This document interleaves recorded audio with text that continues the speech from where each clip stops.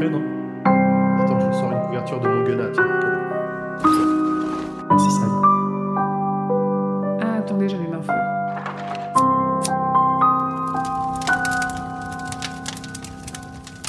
Hey, chers auditeurs et auditrices, venez vous asseoir avec nous près de ce feu de camp virtuel, autour duquel on retrouve nos jambes, à moins que ça ne soit pas les nôtres. Hey, le compagnon grand Paul et Zéphiriel. Moi, Zef, c'est la tête, moi je suis les jambes. Zef, il court des trails, il a des bonnes jambes. Ah, c'est vrai. On aurait dû faire... Ouais, mais je suis pas la tête non plus, c'est lui le maître théoricien. Tu es le cœur, je suis la tête, il est les jambes. Ok, très bien. Ça te va? Voilà. J'ai un bon cul aussi, si vous voulez. Ça commence bien.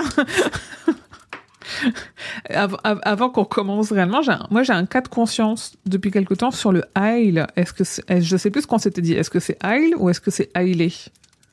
Ail, pour moi. Il dit quoi en français? Ailé? Non. Il dit Ailé dans... Donc, du coup, faut pas faire comme il dit. Faut pas dire comme lui.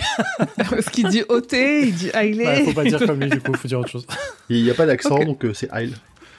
Ouais, Ail. Alors oui, ça peut faire un peu bizarre. Oui, Ail. c'est pour ça, on me l'a déjà dit une fois. Pourquoi tu dis Ail et non, c'est pas tout à fait ça.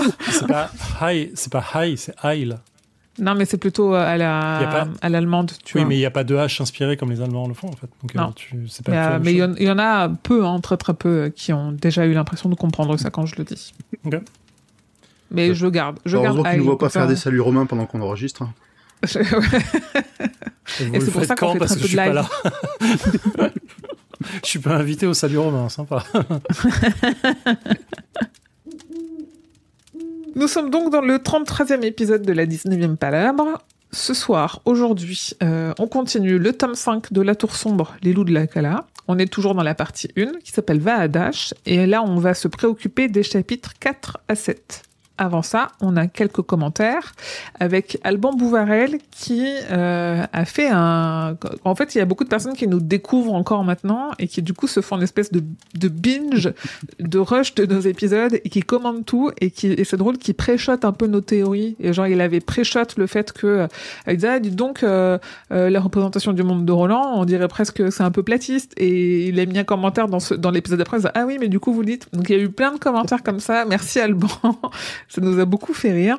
Il disait quand même qu'il trouvait très drôle que le fait que Zef dise ne pas trop avoir aimé le tome 4, le tome des 3 cartes, et qu'il passe son temps dans l'épisode à dire que c'est trop bien. Ce passage est trop ouf. On se rend compte qu'il s'agit plus d'adorer moins que le reste plutôt que de moins aimer. Qu'il s'agit plus que de adorer moins que le reste plutôt que de pas aimer. Cette phrase était compliquée. Oui, cette phrase était compliquée. J'aurais dû la réviser avant de la lire. J'ai aimé chaque bouquin. Il y en a certains que j'aime moins que les autres, c'est plutôt ça.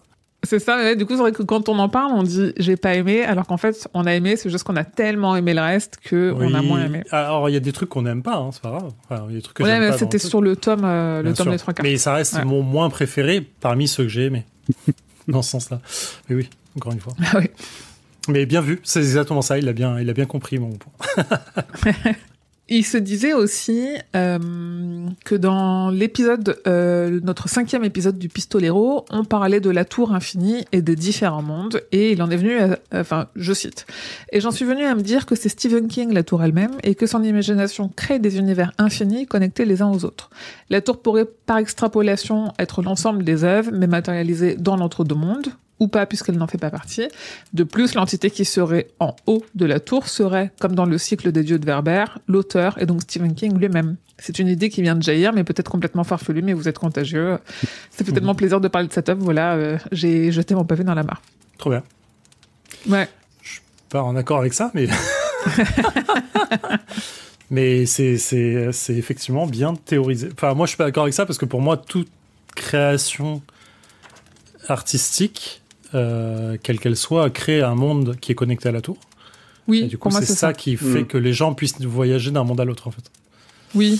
Et c'est pas que King, c'est tous les auteurs et autrices du monde, peintres, dessinateurs, dessinatrices, tout ce qui est de l'ordre de l'imaginaire, en fait. Voilà. Ou pas. Est-ce que quand on dit un mensonge et qu'on invente une excuse parce qu'on n'a pas fait ses devoirs, on n'est pas aussi en train de créer un monde? On peut débattre sur ça, mais est-ce que du coup, quand tu inventes un mensonge, tu ne l'imagines pas? Comment Quand tu crées un mensonge, tu n'imagines pas quelque chose, c'est ça que t'es en train de dire? Non, justement, est-ce que c'est pas une imagination, ou est-ce que ça le ferait pas? Ça marcherait pas aussi comme création que tu peux créer sans être artiste, tu vois. Ok, toute création est artistique. Point. Ok. Non, mais d'accord. à mon sens, en fait. Oui, alors le point était un peu... Non, mais parce que tu imagines des choses, tu es artiste à ta manière. Ça veut... artiste dans le sens d'art. Enfin, il n'y a pas de... L'art du mensonge, c'est aussi quelque chose, ça existe. Oui, ok. Bon, on n'a pas la même définition d'art. Ce que j'entends dans le... En fait, on peut aller sur la sémantique du terme artiste ou art, si vous voulez. Mais c'est pas par là que je l'entends. Ce que je veux dire, c'est qu'à partir du moment où tu inventes quelque chose, tu es un artiste à ta manière. C'est pas parce que les gens ou la société te reconnaît pas comme tel ou que tu ne gagnes pas ta vie en tant que tu ne l'es pas. Alors, c'est ta définition. Oui, j'ai commencé par dire c'est ma définition. Non, parce que t'as dit un truc et t'as mis un point à la fin. Et tu l'as annoncé comme une vérité de... Je ne fais que parler de ma vision, pardon, oui. Voilà. Et donc, dans la façon dont tu le disais au début, ça sous-entendait que toi, la façon dont tu le voyais, c'était il faut créer une œuvre artistique, et je parle du coup bien d'œuvre, parce que tu parlais de peintres, d'écrivains, de dessinateurs, oui, et moi je sortais en disant, en fait, le commun des mortels, même un enfant en disant un mensonge, crée un monde. Et c'est là où, du coup, j'ai essayé d'ouvrir ce que tu disais, sans avoir compris que ce que tu disais était plus ouvert que ce que ça en avait l'air. D'accord, en fait, je faisais une facilité de compréhension en parlant d'artistes, de peintres et tout ça, pour faire comprendre aux gens que je m'arrêtais pas juste à l'écrivain, ou l'écrivaine, mais que je voyais plus large que ça. Et par logique, le dessin d'enfant que tu fais pour ta maman, c'est aussi une œuvre. Oui, mais même sans parler de dessin, en fait. Oui, mais tu as créé un monde... Enfin, pour dire à quel point je peux pousser le trait, et là où je vais dans ma théorie, en fait, ma philosophie du truc, c'est dire le moindre truc que tu vas dessiner parce que tu l'as créé, parce que tu crées un monde naturellement en le faisant, même si tu penses pas consciemment à faire un monde autour de ça, tu crées déjà une œuvre qui est à mon sens déjà connectée. Donc oui, pour répondre à la question de base, parce que tu crées un mensonge, tu crées un monde alternatif on peut pousser ça à ça, ce que je veux dire. Parce que tu crées un mensonge en disant ce matin j'ai été en retard, oui, bah en fait j'ai en retard parce que le train, le métro, il y a eu un alerte à bon, du coup le métro a été un truc. Tu crées déjà un monde alternatif à ce que tu as déjà vécu. C'est ça, oui. Exactement. Je pousse ça exactement, oui. Pardon, c'est pour répondre. Oui, tu avais raison. Tout ce qu'il faut faire. Je ne sais pas d'avoir raison, c'est juste que tu dis les choses de façon très définitive et très fermée, et du coup on se comprend pas forcément. Pardon, c'était pas volontaire. Mais je suis assez d'accord sur cet aspect de c'est pas la tour qui contient les mondes de King, c'est la tour qui lie entre eux les mondes de King et qui les maintient. Ils sont pas à l'intérieur, quoi. Ils sont autour et elle est au centre. Oui. Ça, on est d'accord. Et King n'est pas au sommet de la tour. C'est le roi Cramoisi qui est au premier étage. Alors, pour revenir aux commentaires, il disait que King était la tour, je crois, si j'ai bien retenu ce qu'il disait. L'auteur est donc Stephen King lui-même. De plus, l'entité qui serait en haut de la tour serait l'auteur et donc Stephen King. Ah, pardon, ouais. Il me semblait qu'au début, il disait que c'était King la tour, et après, il faisait son point avec Werber en parlant de cet auteur incroyablement pas très bon. Il dit les deux. Il dit, je me souviens de me dire que Stephen King la tour elle-même. Voilà, après, en effet, il dit qu'elle est en haut, qu'il sera en haut de la tour. J'avais retenu que cette partie. Et on a un commentaire de Frémogam qui nous dit « Je viens d'écouter le dernier épisode et je trouve ça marrant que vous ne voyez pas le sens de la phrase « Le temps n'est qu'un visage qui se reflète sur l'eau ». Pour moi, je la trouve limpide, sans mauvais jeu de mots. Si je devais l'expliquer, je dirais ça. Dans l'entre-deux-mondes, on sait que le temps est changeant, malléable et qu'il se contracte ou se dilate. Lorsque l'on regarde notre reflet dans l'eau, celui-ci peut être statique quand l'eau est calme. Mais lorsque l'eau change, notre reflet change, ainsi notre perception de nous et du monde qui nous entoure change. En bref, dire cette phrase revient à dire « le temps est relatif ». Autre point que je trouve drôle, l'eau est un état liquide, c'est entre l'état solide, ordonné et bien rangé, et l'état gazeux, désordonné et aléatoire. Quand je vois ça, je ne peux pas m'empêcher de me dire que l'état gazeux du temps se releva à Dash, l'état solide, les temps anciens, ou autres, je n'ai pas trop trouvé, et l'état liquide, le temps actuel, car l'état liquide est un état intermédiaire, un peu ordonné mais pas suffisamment. Stylé.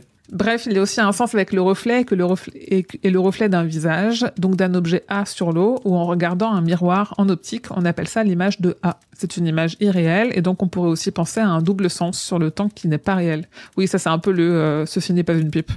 Okay. Et enfin, je trouve que ça colle bien avec le chapitre, et surtout le début où le cathète a subi les effets du temps d'écriture, sans pour autant avoir vieilli. Le temps est relatif. C'est costaud, et j'adhère assez bien à tout ce qui a été dit là. Ouais. De mémoire, je disais pas que j'avais pas compris. Pour ma part, j'avais compris ce que ça voulait dire. Mais oui, c'est très bien. Très très bon, j'aime beaucoup. J'aime beaucoup l'effet état gazeux, liquide et solide. Ouais. Pour ma part. Ouais. Ok, c'est tout pour la partie commentaires. Est-ce qu'on a un résumé de l'épisode précédent ? Oui, je l'ai pas redit avant qu'on se prépare, mais du coup, est-ce que vous vouliez que je fasse aussi un point sur Discordia Mia ? On avait parlé la dernière fois et qui était pas très clair. Alors, j'ai pas préparé un truc incroyable, j'ai juste relu Concordance pour me recaler les trucs, mais je peux faire 2-3 points autour de ça. Après ce résumé incroyable, nous sommes enfin de retour avec notre cathète préférée qui reprend la route du rayon après une très longue pause bien méritée, en traversant les champs et en se faisant suivre par les gens de la Cala, dont on a découvert qu'ils avaient un souci avec des loups. Callahan, le prêtre des mondes, parcourant les mondes, perdu des mondes, le prêtre. Le prêtre perdu des mondes, ouais, je crois que j'ai mis un truc comme ça, mène ce petit groupe, oh là là, ce qui est pas du tout bien fait, mène ce petit groupe de fermiers au pistolero, tandis que ces derniers, les pistoleros donc, s'en vont vadache pour certains et mangent des crapauds pour d'autres. Et à la fin. Merci. Du coup, je commence par Discordia, le château, El Famoso. Alors, à la fin, du coup, on se posait un peu la question de ce qu'était Discordia. Il y a 2 bonnes pages de concordance, tome 2 sur Discordia. C'est un peu, je vais pas le lire, je vais juste réexpliquer. Mais effectivement, dans le tome des loups, le château de Discordia n'est jamais nommé. Il est juste nommé le château de Mia. Donc, on ne sait pas encore à ce moment-là ce que c'est exactement. Et il précise effectivement que Mia se sert du contrôle qu'elle a sur Susanna pour lui faire croire qu'elle est en train de manger dans le château un banquet incroyable, pour lui faire passer le fait qu'elle bouffe des trucs pas très incroyables. Mais effectivement, jusqu'à la fin du tome, on ne sait pas si c'est un château qui existe ou si c'est quelque chose qui est imaginaire. Mais effectivement, c'est bien un château qui se retrouve qui est situé aux confins du monde ultime. Ce qui est intéressant, c'est que ce château contient les chambres de la ruine dont on soupçonne, je cite, dont on soupçonne l'existence depuis que Eddie a récité à haute voix un extrait du poème une première fois au portail de Shardik.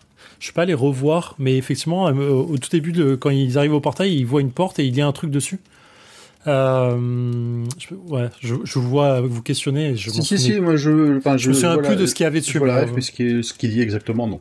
Voilà, exactement. Bah, moi non plus, je ne vais pas les revoir. Donc, il y a une première partie sur le portail Shardik et une seconde dans la suite du surveillant au Devartois. Donc, ce sera dans le tome suivant. Non, dans le tome 7, je ne dis pas de bêtises.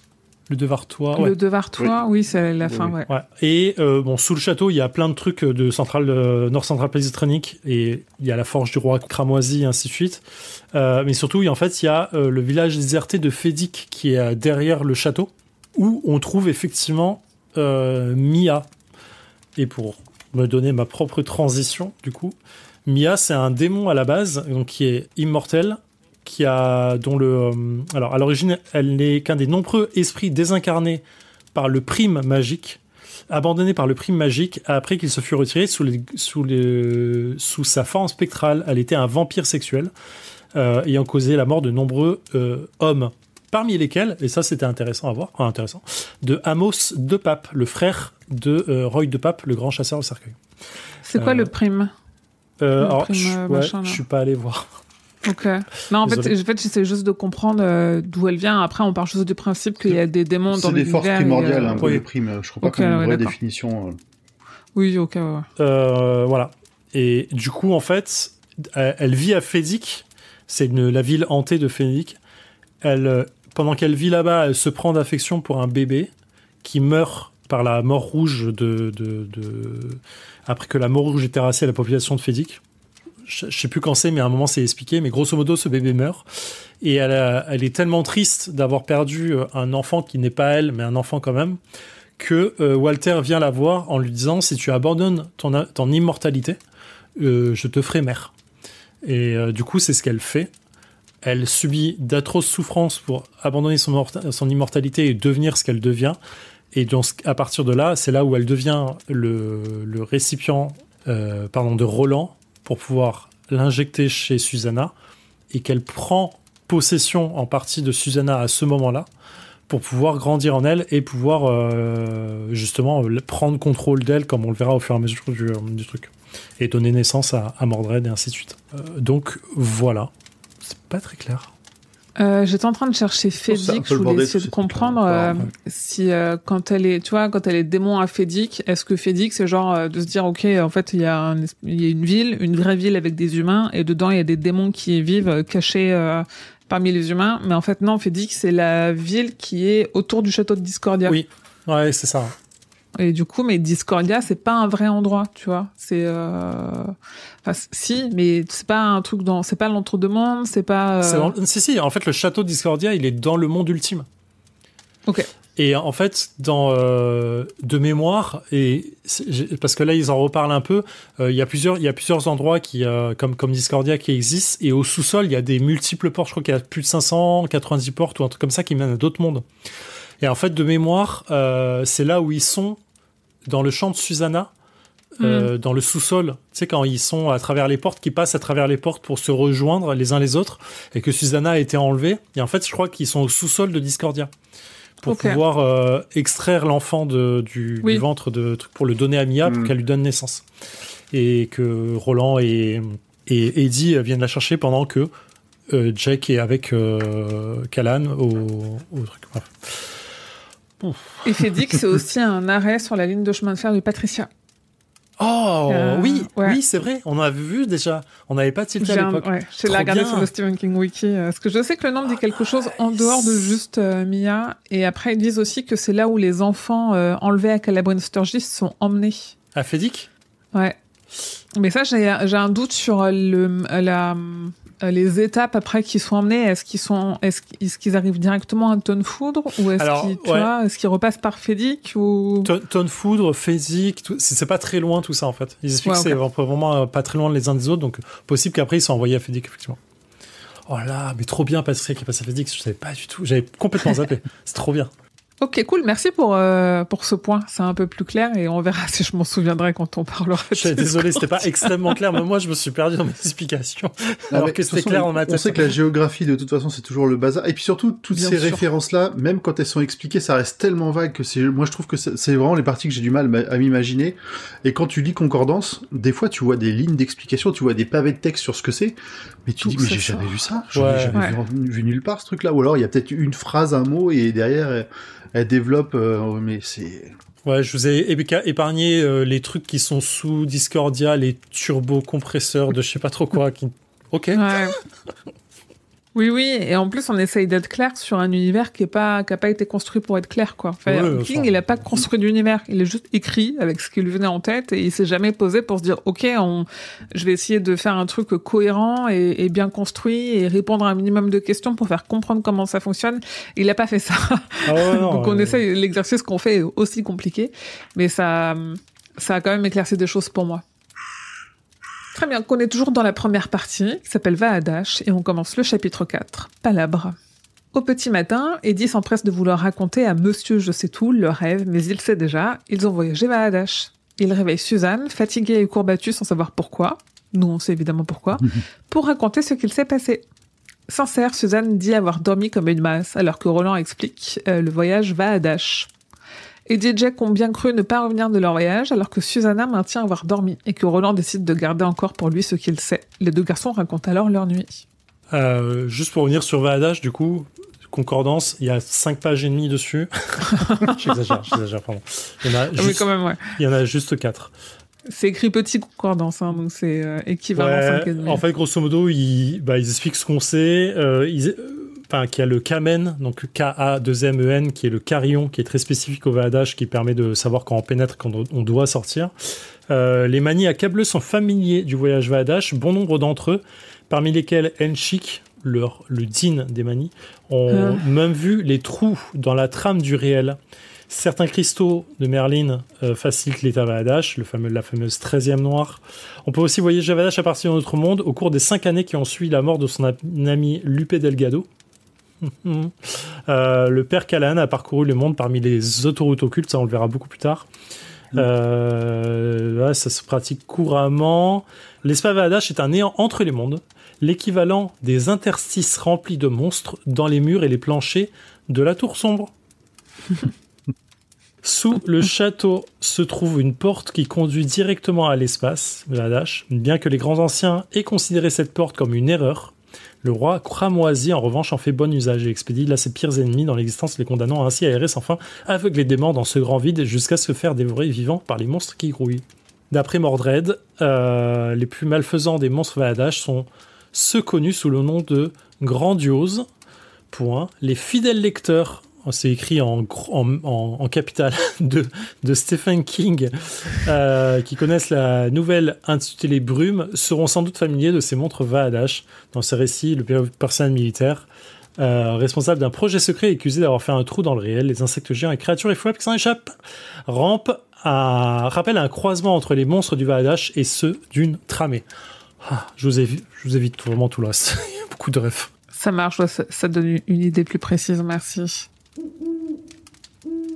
Cette histoire fait penser à Susanna à un roman de Dickens, mais Roland est intégré par l'autrice de Charlie le Chouchou. Jack en sort son exemplaire de son sac, dont le nom n'a pas changé, en tout cas pas encore. Jack ne sait toujours pas ce qui a changé sur la pancarte de la librairie, mais Roland n'a pas le temps de l'hypnotiser. Les gens du Sud vont bientôt se présenter à eux, le pistolero le sent. Mais il faut parler des événements de la librairie de Toren/Tower. Toren, ça veut dire tour en allemand, alors qu'à une époque, nous explique Susanna, les Allemands possédaient une grande partie de Manhattan. Et c'est marrant parce que Toren, c'est tower en allemand, et allemand en anglais, c'est Dutch. Donc en fait, quand ils parlent de cette histoire-là, ils disent forcément que c'est Dutch. Et moi, ça me fait penser à Dutch Hill. Ça nous fait le lien presque avec la maison de Dutch Hill. Hein Quoi What Je sais pas s'il dirait German, faudrait vérifier dans la VO. C'est quelle page Après, même sans le mot, ça reste Deutsch, dire la même c'est chose. le mot allemand pour dire allemand. Non, Dutch, D-U-T-C-H. Oui, ça veut dire Hollande. Ah. Je veux bien un check VO pour qu'on règle ça. Alors, check VO. One eternity later. The man tower or Toren. Pressure him, you mean Eddie asked, twist him his arm, yes. Sure they were, Jack said, were Oi put in, sure were. Ok.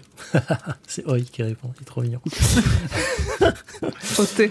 Oui, du coup. Oi. O-Y.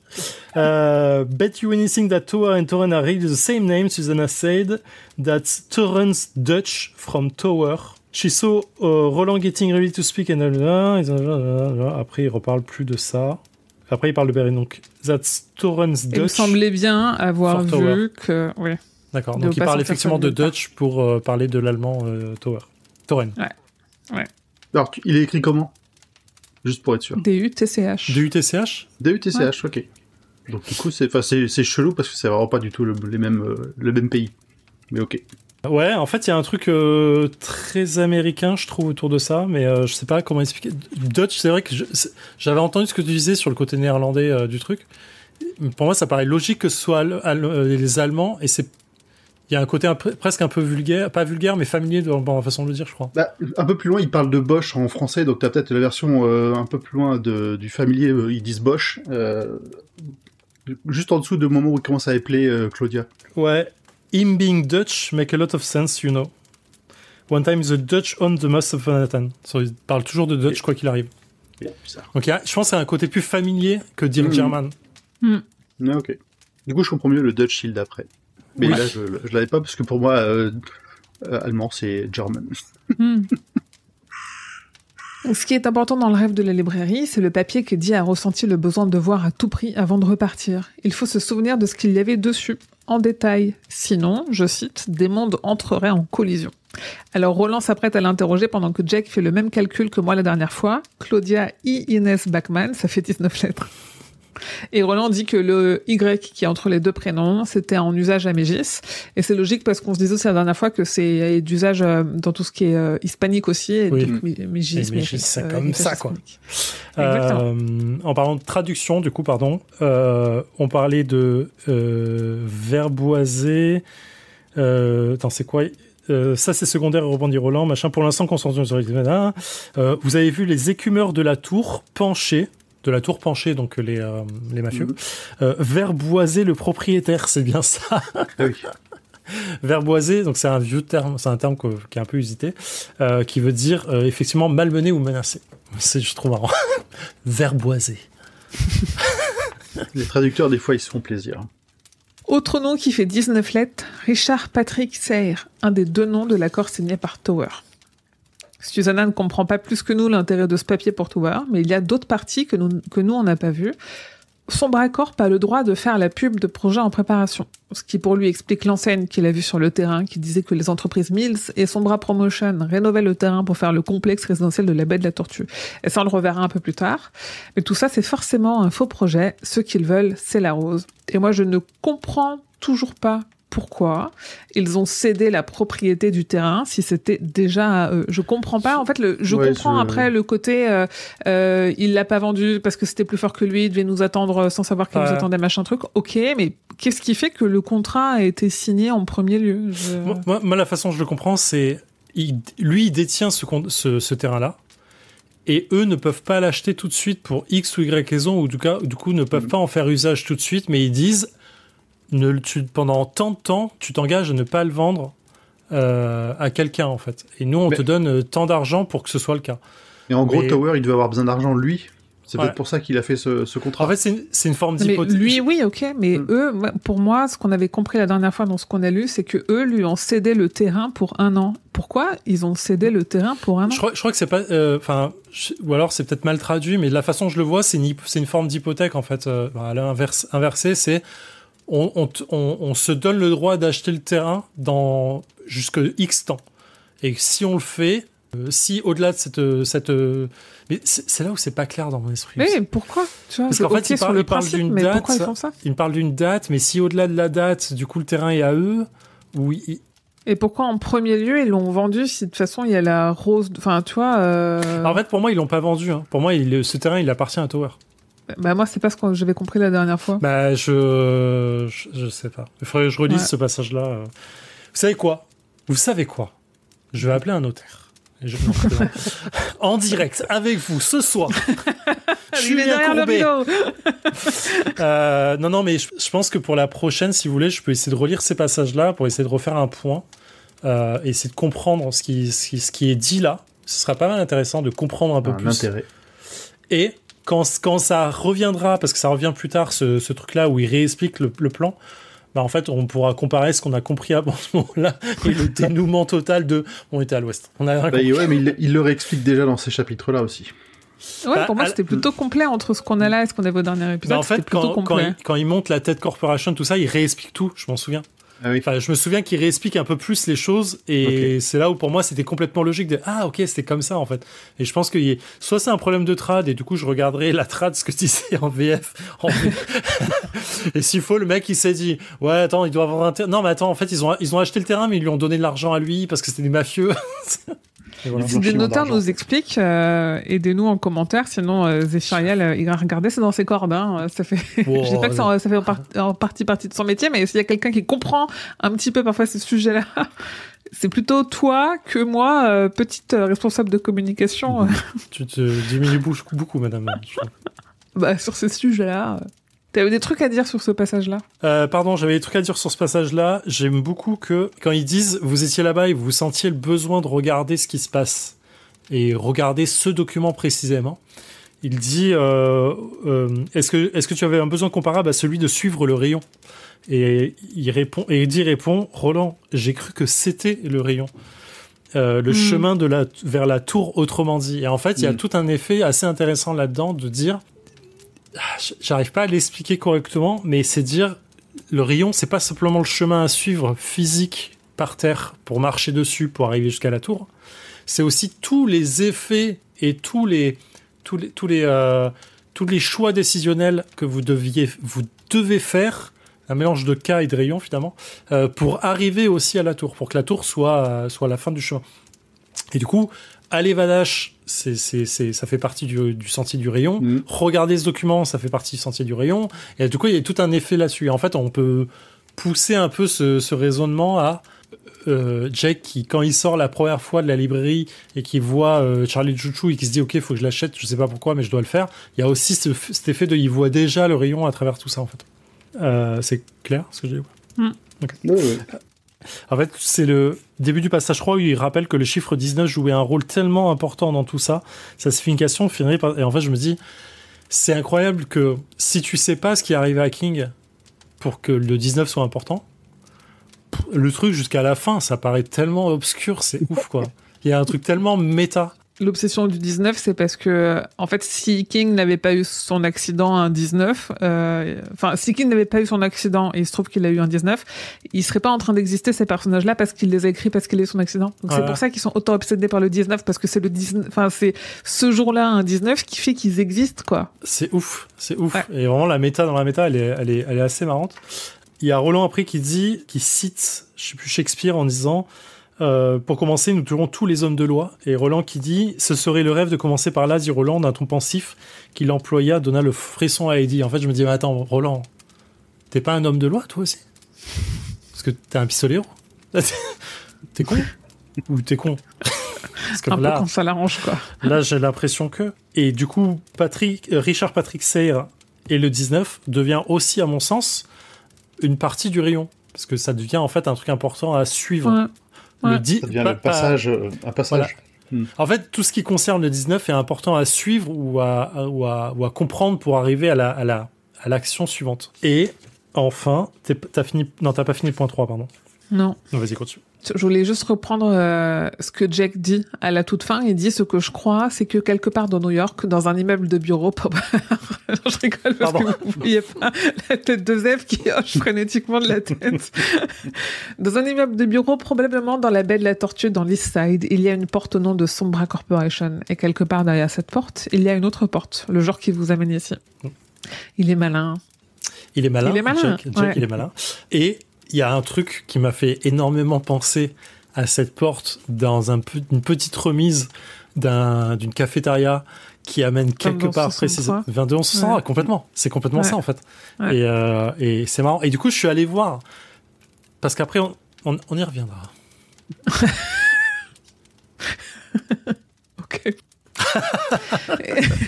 Et dit en une explication, Calvin Tower est protecteur de la rose, d'où le nom. Et en effet, c'est très logique. Un templier de la rose, le gars. Et c'est le dernier rempart entre la Sombra et la rose. Et c'est marrant parce que à ce passage-là, il y a une citation sur Donald Trump. Putain, même là, il est cité. C'était relou, quoi. Qui aurait pu prédire que 20 ans après, il soit élu président pour la deuxième fois? Ça... Moi, première lecture, je n'avais pas la ref. Pour lui, Tower a des petits bouts de terrain dont il a hérité, puisqu'il est allemand, et qu'il revend pour payer des factures. Il ne lui en reste plus qu'un, celui de la parcelle 298. Voilà, Tower a hérité. Ouais. Oui, mais parce que Susanna vient de nous dire qu'une partie de Manhattan appartenait à des Allemands. Tower est allemand, donc il a hérité de ça. Et donc la parcelle 298, notons que 2 plus 9 plus 8 égale 19, comme par hasard. Incroyable. Tower, malgré lui, avant tout, mais s'accroche à ce terrain. Il doit entendre la voix de la tortue parce que ce genre de terrain doit valoir un bon pactole, beaucoup plus que les 100 000 de la Sombra. Grand poil. Je suis en train de réfléchir à un truc. Pour moi, et ça revient au fait que Dutch, c'est pas allemand, mais ça devrait bien être hollandais. Manhattan a appartenu à des Hollandais qui ont revendu le truc aux Pays-Bas. Ah putain, et tu donc, sais que je suis allé chercher depuis cette le début, histoire je pense que Dutch, c'est vraiment pour hollandais et pas allemand. Et que c'est la... Ouais, ok, c'est la... Oui. Ça me tracassait. Après, en fait, j'ai écouté Gunslingers, Kingslingers, et dedans, ils disent « Ah, c'est marrant, Dutch chill comme allemand. » Mais eux, et Tower est quoi qu'il arrive allemand de toute façon. Mais du coup, il y a une espèce de micmac... en néerlandais de la même façon, c'est très proche comme langue. Oui, mais Kingslingers, ils avaient bien en tête qu'il était allemand, et c'est comme ça qu'ils ont fait le lien entre lui et Dutch Hill, du coup. Et non, pour moi, il est pas allemand, il est bien néerlandais. Après, la ref à Dutch Hill marche toujours. Ça, pour le coup... Oui, ok, oui, je sais ce que tu veux dire. En effet. Mais c'est vrai, parce que du coup, j'ai cherché cette histoire de est-ce que Manhattan a appartenu à des Allemands, et j'ai pas trouvé. J'ai pas cherché longtemps, mais en fait, je me suis dit, j'aurais dû trouver assez rapidement, et j'ai rien trouvé. Mais c'est pour ça, alors. Bien vu. Et du coup, le contrat arrive à échéance. Sombra va récupérer le terrain par la terreur s'il le faut. Susanna a une solution. Ils vont l'acheter eux-mêmes. Ouais. Bah, du coup, on n'a pas besoin de revenir sur ça. Effectivement, il a bien le terrain qui est à lui. Ouais. Juste, la Sombra a fait un contrat qui dit, OK, pendant tant de temps, tu le vends pas, tu nous le réserves. Et C'est voilà. probablement le moment où la Sombra a découvert qu'il y avait la rose dessus. Il a dit non, enfin l'autre il voulait pas le vendre et ils lui ont donné de l'argent pour être sûr qu'il va pas le vendre. Oui, voilà, pour pouvoir le récupérer facilement derrière. Juste, je suis allé voir, parce que du coup, je regardais, parce qu'à un moment, il parle de... Ou plutôt, tu as dû toucher le Shining. Vous avez peut-être partagé le même cave, suggéré Roland, ou plutôt, tu as dû le toucher par le Shining. Et du coup, je me suis dit, est-ce qu'en anglais, ils disent « touch by the touch » Oui, c'est ce que je suis en train de mettre ça. Et en fait, non, il dit perhaps you share this cave, Roland said. More likely, you touch him as my old friend Alan used to. Et du coup, ils disent juste tu l'as touché, en fait, par le touch. Ah oui, ok. C'est un oui. verbe, ça devient un verbe dans ce cas-là. Oui, en faisant référence à Alain, on comprend que c'est pas exactement. toucher, palper, quoi. Oui, Ouais. pas d'agression sexuelle. Tu l'as shiné, en fait, tu vois. l'as ça- shiné. Shining. Susanna a de l'argent, beaucoup, tellement qu'elle ne sait pas combien, grâce à son père qui a inventé des méthodes de chirurgie dentaire et qui est mort avant d'avoir pu tout cramer. C'est Moses Carver, Pop Mose, qui gère son argent, entre 8 à 10 millions de dollars. Ça devrait suffire. Tower n'attend certainement que pour le vendre sans même le savoir. Ils ont besoin de 2 portes. Une pour récupérer l'argent de Susanna, pour revenir pas très loin de la date de disparition de Susanna, pour être sûr que l'argent soit toujours là, en 1964 dans son monde. Et une pour acheter le terrain à Tower, donc dans le monde clé, a priori. Et moi, là, c'est là où je me confuse avec les mondes. Est-ce qu'ils doivent acheter le terrain dans le monde clé? Ou est-ce que... Ok. C'est le monde clé où est King, en fait. Qui écrit le ça je bouquin. sais. Je sais ce qu'est le monde clé. Non, Je mais dis, c'est est-ce que- celui-là où ils sont là, en fait. Parce que c'est là Oui. où ils vont revenir régulièrement, en fait. À Ok. mon sens, en tout cas, c'est comme ça que je le comprends. Ça sert à rien d'aller l'acheter du monde de Jake ou de... Ah, on sait pas, peut-être qu'il y aurait une Guess rose dans ces mondes-là aussi qui pourrait être aussi qui serait probablement une représentation de la tour. Elle y Il est va- déjà, parce que dans le monde de Jack, elle y est, la rose aussi. Ce silence est évocateur. Bah, oui, c'est pour ça que je posais la question. Non, en fait, mais t'as vu raison, que en fait, on est tous en voit train de qu'elle est dans réfléchir. plusieurs mondes. Voilà. Est-ce qu'ils doivent forcément aller acheter le terrain dans le monde clé ou ils s'en fichent? Après, en plus, pour eux, il n'y a pas de notion de monde clé encore. Non, Oui. ça arrivera plus tard. Ça arrivera plus tard avec King, justement. Ouais. Mais je pense que c'est dans le monde clé où tout se passe, parce que... je sais pas, ça paraît logique. Le terme de monde clé est assez équivoque. Voilà. J'ai bien aimé la fin du point 4, où tout le monde se dit « Ah, comment on va faire ?» Bon, on va l'acheter. Et c'est là qui dit « Bon, on va l'acheter. Pourquoi on le ferait pas ?» Il dit « Parce qu'il faut de la thune. » Alors, Bougez pas. en fait, on dirait pas comme ça, mais moi, je suis riche. C'est plus facile de trouver des thunes que de trouver des portes. hein. C'est ça. Parce que Roland, il est un peu en mode attendez. Ce passage-là Je sais que- était génial. Je sais qu'on a vu beaucoup de portes en très peu de temps, mais normalement, c'est pas aussi court. hein. C'est trop marrant. Oui, c'est trop. Susanna, elle fait aussi une blague sur son âge et Eddie répond par « Ça n'a pas d'importance, le temps n'est qu'un visage qui se reflète sur l'eau. » Et à ces mots, Roland a l'impression qu'on vient de marcher sur sa tombe. Et on peut revenir un peu là-dessus. Alors, on en a parlé en commentaire, mais c'était la citation qu'on n'avait pas trop comprise, qui ouvrait un chapitre de l'épisode précédent et où on savait juste que c'était un proverbe du vieux temps en lointain Mégis et que donc Eddie et on nous dit aussi que Eddie n'y avait jamais mis les pieds. Et en fait, ce que s'amuse à faire King là, il avait juste préparé ce moment pour montrer à quel point le kef est fort et comme Eddie arrive à emprunter des expressions à Roland sans même que Roland les ait dites ou sans même que Eddie les ait vues ou lues quelque part en fait. Oui, bien sûr, c'est incroyable. Et ça, c'est assez fort. Ouais. Fin du point 5, pardon.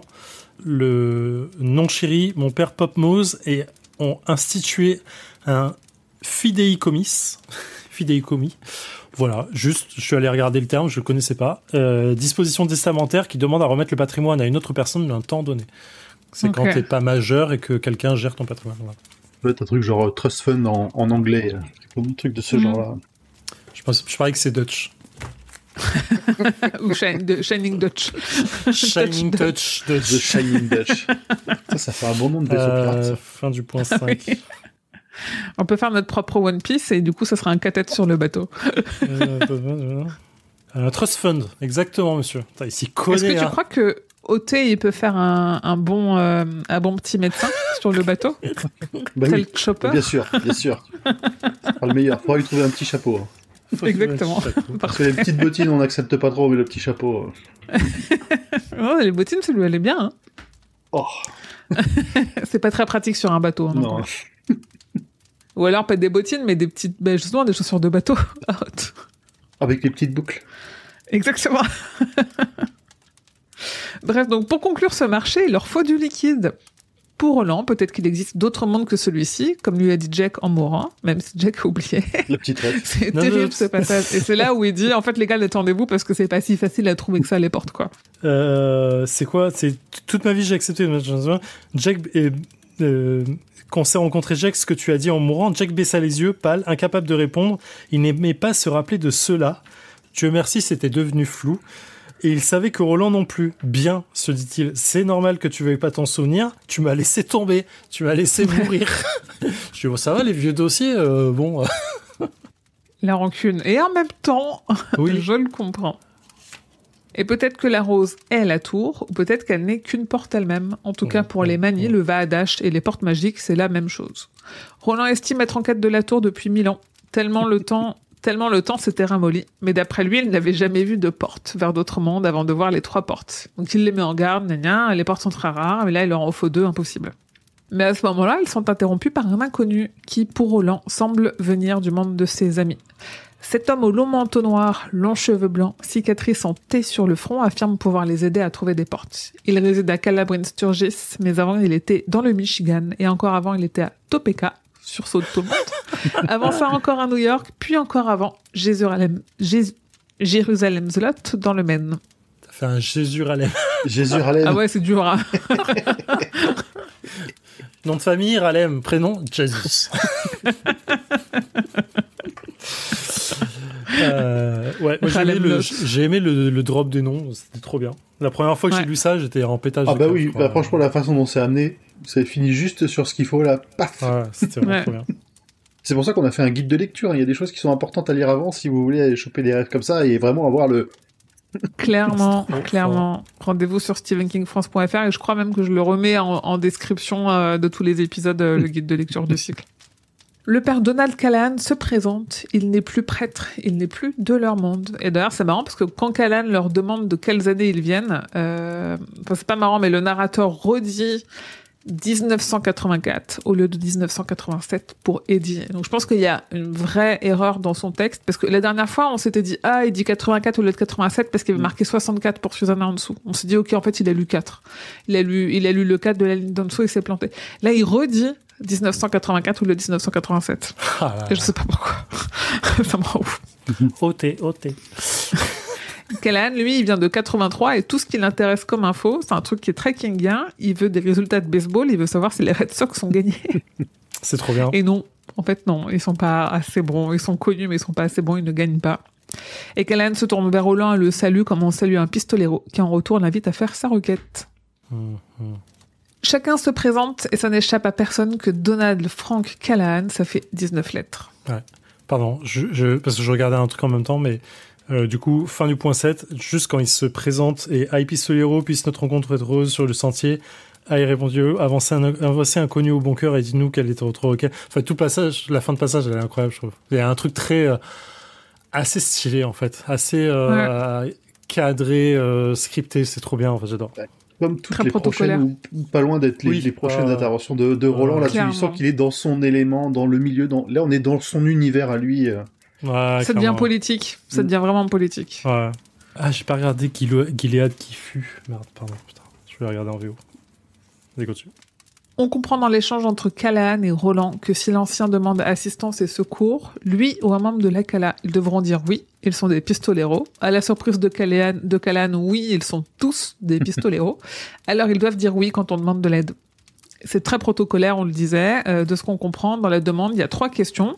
3 évidemment, hein. On sait que c'est un chiffre clé dans la tour. C'est pas un hasard. Et il faut répondre oui aux 3. Mais ce n'est pas à Callahan de décider s'ils demanderont assistance et secours. Ils ne sont que 6 à s'être déplacés. La Cala est une démocratie. Ils doivent en décider ensemble, même si le fait que ces 6-là se mettent d'accord devrait normalement suffire. Vas-y. Pardon, je suis perdu dans mes notes parce que je regarde plein de trucs en même temps. Dis-nous. Tirer avec l'esprit.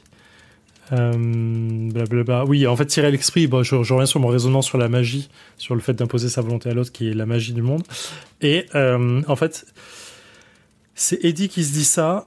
Il avait fait... Donc Roland avait fait 2 des pistoleros, et Eddie avait sincèrement cru qu'il n'y aurait plus rien à faire dans ce monde écartelé et presque vide pour la lignée d'Arthur l'aîné, point d'interrogation, qu'il aurait juste le droit de se balader le long du sentier du rayon jusqu'à ce qu'il arrive à la tour sombre de Roland et qu'il répare ce qui cloche. Eh bien non, il y avait du nouveau. En fait, c'est intéressant que Eddie se rende compte maintenant que le terme pistolero ou de fait de devenir pistolero viennent avec des devoirs, et que Eddie en a un peu peur, entre guillemets, parce que il a vu son frère devenir soldat, et les conséquences que ça a eu en fait pour lui, et du coup il y a un effet assez chelou en fait autour de ça que j'ai beaucoup aimé. Pour une fois, c'est Roland qui a les rêves sur... J'ai un livre, Les Contes d'Arthur, il s'appelle. Les yeux de Roland se mirent à scintiller. C'est vrai, vraiment, j'aimerais le voir. J'aimerais beaucoup. Roland, les histoires, quoi. Pour une fois, c'est lui qui a les rêves. Les autres. Et oui, effectivement, on retrouve le 3 des 3 cartes qui était déjà un nombre puissant. C'est trop bien. Voilà. Callahan explique. Les loups viennent de Tonfoudre voler des enfants, mais cette fois-ci, quelque chose change. Tian Jaffords refuse. Pour Callahan, il y a des gens à convaincre, même si ce n'est pas leur rôle. Et ça, on va nous le dire 800 fois, on n'est pas là pour convaincre. Oui, bon, d'accord. Mais Callahan veut leur présenter les autres, et surtout Overholser, qui, en les voyant, pourrait être convaincu qu'il pourrait à minima repousser les loups, si ce n'est les battre. Ouais. Enfin, Callahan glisse à Roland qu'il peut l'aider à voyager Vaadash. Oui, il y a un terme début... Alors, t'es au fin du point 8, là, mais j'aime bien... J'ai fini le 8. Ouais, j'aime bien que Roland garde le cap de ce qu'il dit en disant t'as pas à nous convaincre en fait. Il y a pas, c'est pas à nous. C'est quoi? C'est pas à nous c'est pas à nous de les convaincre, les gens de la Cala. Oui, voilà, c'est ça en fait. Nous on est là. S'ils sont pas convaincus, on s'en bat les couilles. Et j'aime bien qu'il garde ce cap tout du long. En fait, c'est truc. Il y a un truc de j'ai rien à prouver. En fait, si pourtant il le fait. Hein. Il le fait un peu. Hein. Il sait comment ça marche. Enfin, lui aussi, il sent qu'il a quelque chose à faire dans le coin. En fait, il le fait parce qu'il sait qu'il veut aller vers la 13e noire. J'ai l'impression que parce que quand non, parce qu'il dit que même s'il faisait pas, même s'il les aidait pas, Callahan lui filerait la 13e noire, et ça il le sait aussi.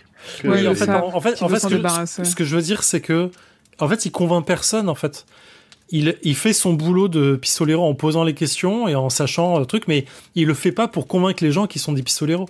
Il y a que à la fin, effectivement, avec le fait de tirer machin et tout, où ils veulent prouver que.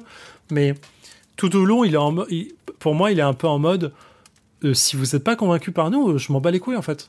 Moi, je vous pose des questions parce que c'est mon métier de le faire. Il y a un peu un effet de j'ai envie d'être reconnu, je pense, effectivement. Mais en fait, il se met pas en position de faiblesse entre eux. Non, mais croyez-nous, vraiment, on est là pour ça, on est fort. Je trouve que c'est assez subtil, sinon. Susanna a mal au ventre et Eddie ne capte toujours rien, mais Callahan continue. En échange de services dont ils ont besoin, il leur donnera un objet qui leur servira. Ce qui offense Roland, ils n'ont pas besoin de récompense, ils agiront pour la victoire du bien contre le mal et rien d'autre. Et il comprend bien que l'ancien veut surtout se débarrasser de l'objet. Alors Jake comprend, c'est une boule des magiciens, la 13e noire est cachée sous le plancher de son église, et à son grand désarroi, elle s'est réveillée. J'aime bien que Roland s'énerve en disant pour la dernière fois, je vous demanderai de ne plus me parler ainsi. Cela nous déshonore, mon catet et moi. Nous sommes destinés à faire ce que vous demandez si nous estimons que la Cala est du côté du blanc et que ceux que vous appelez loups sont des agents des ténèbres, des briseurs des rayons si vous intuitez. Tout le passage est trop bien, je trouve. Et il y a un peu cet effet de rappel de on n'est pas des mercenaires, mon gars. Tu vas pas nous payer pour quelque chose. On est des chevaliers et si on considère qu'on doit vous défendre, on vous défendra. J'adore ce petit rappel à l'ordre. Callahan part chercher les autres et Roland interroge son catet. Pour tous, il est honnête. Personne ne sait si Cala et Callahan sont une coïncidence ou si ça a un sens, si c'est lié au cas. Net. Mais... Alors, comment il le dit, le gars dans le... Parce qu'il dit, on est honnête, et t'as Haute qui fait net. Ah, je sais pas. Merde. Je n'étais noté. Comment il a dit ça? Ou il dit net. Il y a un moment où il fait une dinguerie comme ça, mais parce que je sais que je te l'ai envoyé à toi, Zef, et je l'ai remise dans mon conducteur quelque part. Je sais pas sur quoi c'était exactement. Trop drôle. Pardon, vas-y. Mais en tout cas, ils sont d'accord pour se dire qu'ils doivent s'emparer de la 13e noire pour éviter que les loups ne mettent la patte dessus. Autre point, le nom du gros fermier. Alors, j'aimerais... c'est assez pénible quand même parce que on ne mentionne le fermier qu'en étant gros alors que c'est le seul qui est désigné comme fermier. Donc, j'aimerais bien que juste on l'appelle fermier et pas gros fermier. Comme on se dit, Susanna, c'est la seule femme, donc au pire, on dit la femme, mais on dit pas la femme noire handicapée, tu vois. C'est assez relou, cette espèce de grossophobie latente. On le sait, hein, c'est un problème sur certains King, et c'est pas la première fois qu'il fait preuve de grossophobie dans le cycle de la tour. Mais en tout cas, pour l'instant, il le désigne encore le gros fermier. Son vrai nom, il a rappelé à Jake ce que lui a dit Calvin Tower dans la librairie. Il lui a dit « Jack Chambers, ça ressemble à un nom de héros de western, ça a quelque chose de Wayne D. Overholser peut-être. » Et Wayne D. Overholser, c'est le vrai nom d'un auteur de western qui a commencé à publier dans les années 30. Ah, trop bien, putain. C'est une vraie personne. Donc peut-être qu'il le dit pas, mais que lui aussi, il vient d'un ailleurs. Oui, c'est vrai, ouais, c'est vrai. Je pense pas, mais en tout cas... Après, s'il est aussi réfractaire, c'est peut-être parce qu'il a des échos qui diffèrent, je sais pas. En fait, moi, j'avais noté que c'était intéressant que King, que les personnages commencent à se rendre compte qu'il y a une méta à travers eux de toutes les coïncidences qui font que c'est bizarre, tu vois. Tous les trucs de, mais attends, tu serais dans un film, tu te dirais, mais attends, c'est bizarre que ce chemin soit exactement là où je pensais qu'il y serait parce qu'on me l'a mis devant, tu vois. Il y a des trucs de, mais en fait, parce que King, en fait, s'inspire de ce qu'il connaît, de ce qu'il machin et tout, en fait, c'est logique que ça traverse. Et en fait, comme ils viennent eux-mêmes de ce même camp, bah, ça paraît logique qu'ils aient aussi les mêmes références. Ouais. Je trouve ça, il y a une forme de méta qui commence à s'installer, qui est assez intéressante. Et puis il y a une grosse force de destin. En vrai, imagine si comment il s'appelle, Calvin Tower, il avait dit à Jack Chambers qu'il avait un nom qui ressemblait, je sais pas, on dirait un truc de SF, Philippe Cadic. En fait, la tour sombre, elle serait sur un vaisseau spatial. Et le fermier, ça serait un espèce de fermier de l'espace qui s'appellerait Philippe Cadic. Et ce serait réglé, tu vois. C'est marrant. Donc, dans quelle mesure, du coup, il a pas non plus dicté la suite des événements, malgré lui? Oui, c'est le gardien en fait de la tour. Je repense à un petit truc sur Overholser qui est justement désigné comme le gros fermier. Ouais. Pour moi, c'est dans ce passage-là, en tout cas, c'est un peu fait exprès pour leur donner cette première mauvaise impression qu'on verra qui sera un peu combattu quand il va pousser Susanna plus tard avec son chariot, qui va pas s'essouffler. Enfin, tu vois, on nous le présente vraiment comme le personnage, sans l'avoir même entendu, très antipathique, très bizarre, probablement propriétaire terrien qui branle rien.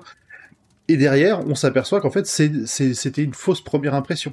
C'est juste quelqu'un qui sera orgueilleux et tout. Je comprends ce que tu veux dire sur la grossophobie, mais je pense que là, c'est vraiment insister pour nous tromper quelque part, nous aussi, lecteurs. Mon problème, c'est pas tant que ce soit insisté, mais que ce soit pour dire qu'un personnage qui va être pénible, bourrin, qui va être un boulet, c'est forcément celui qui va être gros. C'est ça aussi, tu vois, la grossophobie. C'est pas uniquement de le dire 50 fois et de le désigner que par ça, c'est que comme par hasard, c'est comme le premier personnage qui meurt, ça va être un noir, tu vois, tu dis non, en fait c'est des clichés qui sont relous. On peut juste sortir de tout ça. Après pour l'époque évidemment, mais c'est pas la première fois. Surtout tu vois, ils nous montrent que s'ils ont cette impression là que le personnage relou ça va être le gros, mais derrière, il passe au travers, il va plus loin que juste ce cliché. Il le dépasse quelque part un petit peu. Oui, mais ça reste que les seules fois où on désigne des gros, c'est des gens qui sont faits pour pas être aimés, tu vois. Parce que la dernière, c'était la prédicatrice qui s'est faite avorter par les pistolets de Roland. Donc merci les gros shaking, tu vois, et les autres. Et après, il y a le flic qui mangeait des donuts et qui était un peu lent à New York, tu vois. Tu dis franchement la représentation des personnes en surpoids, elle est pas ouf. C'est pas des gens qu'on a envie d'aimer et c'est vraiment des gros clichés et c'est fait pour qu'on les aime pas. Et c'est ça le problème en fait. Oui. C'est pas comme Susanna, tu vois, on disait la dernière fois, elle est handicapée, mais c'est presque pas un sujet. Et là, on pourrait dire, il était gros, et puis ok, c'est pas un sujet, juste il existe en tant que gros, mais c'est pas, il est pas désigné par ça, et son chara design n'est pas écrit autour de ça. Et là, c'est le cas, et c'est ça qui est chiant. En fait, je suis persuadé que si on l'avait dit, c'est un homme qui est plutôt fort, ça aurait été fort dans le sens gros, justement, on l'aurait pas désigné comme forcément un méchant. En fait, ça donne un effet plutôt positif que péjoratif. Oui, pour gros fermier, oui, mais c'est vraiment d'époque. Hein. Non, mais complètement, j'abonde dans ton sens. Oui, bien sûr. Et alors que Jack regardait Charlie le chouchou, il remarque que le nom de l'autrice a complètement disparu. Il n'y a que le titre, l'éditeur, et plus aucune mention des droits à part le copyright, qui indique 1936, et 1, 9 plus 3 plus 6, ça fait 19. Chapitre 5, Overholser.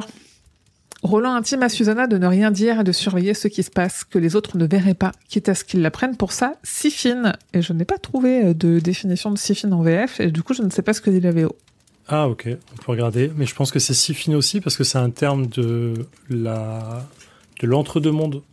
Ah ok, donc c'est dans Concordance. Qui désigne... Ouais, Concordance tome 2, page 527, c'est la gueuse. Pardon. Ah. Je l'ai dit fort. Comment tu l'as dit? Parce que je cherchais en VO du coup, parce que je n'ai pas regardé. Blablabla. Bla, bla, bla. Je sais pas où c'est. C'est dans le quatrième ligne du chapitre 5. Oui, mais comme en VO, il revient pas à la ligne pour les textes. C'est casse-couille. C'est la première ligne de dialogue. C'est la première ligne de dialogue du chapitre. Oui, mais c'est pour ça. Mais il revient pas à la ligne pour les dialogues. Mais il revient pas à la ligne pour les dialogues. Donc pour moi, c'est dans. Il y a même pas de tiré devant. Non, il y a un seul. Tu sais. Ah oui, il y a une côte. Il y a une côte. Du coup, c'est la première côte. Une côte. C'est la citation. Ça devient une citation en fait. Une quote. Et surtout, la côte, en anglais, c'est l'apostrophe. C'est l'apostrophe aussi. Ça vient quote. C'est n'importe quoi cet épisode. C'est pas côte. C'est pas côte, c'est pas le début. C'est quote, c'est fond de la gorge. Ça fait 1 heure qu'on enregistre, on a fait un tiers de l'épisode, je vous en conjure. Qu'est-ce que... If they take you for my schwin. Ça s'écrit pareil, du coup? C-H apostrophe V-I-I-N. Ok, il est un peu francisé, mais... Schwin. Ok. Voilà. Ouais. Et donc c'est la gueuse. Ok. Susanna, elle est un peu piquée dans son ego d'être mise à l'écart comme ça par Roland, surtout parce que c'est un homme blanc. Mais elle aime le rôle de dame de l'ombre, et j'aime bien qu'on nous rappelle que c'est une dame de l'ombre qui va un peu en opposition avec le dame d'ombre, parce que en fait, elle dame d'ombre avec un S. C'est-à-dire, Susanna, elle est multiple et elle est dans l'ombre, mais elle a aussi plusieurs ombres et à plusieurs niveaux parce que Mia, les autres personnalités, tout ça, quoi. Ouais. J'aime beaucoup l'idée que Roland met en avant là-dessus et en fait qu'on voit tout la suite du passage, enfin de tous les passages suivants, quasi tous, du point de vue de Susanna. En fait, c'est trop intéressant. En fait, ça la met vachement en avant. J'aime beaucoup. Et à la fin de ce passage, effectivement, il dit une partie d'elle, cette méchante Détailleur qui envoie toujours à Roland pour cet ascendant qu'il avait sur son cœur et sur son esprit, mais pour l'essentiel, elle le voyait tel qu'il était, le dernier de son espèce. Peut-être même un héros. Et j'avais noté peut-être, et le mot-clé dans cette phrase.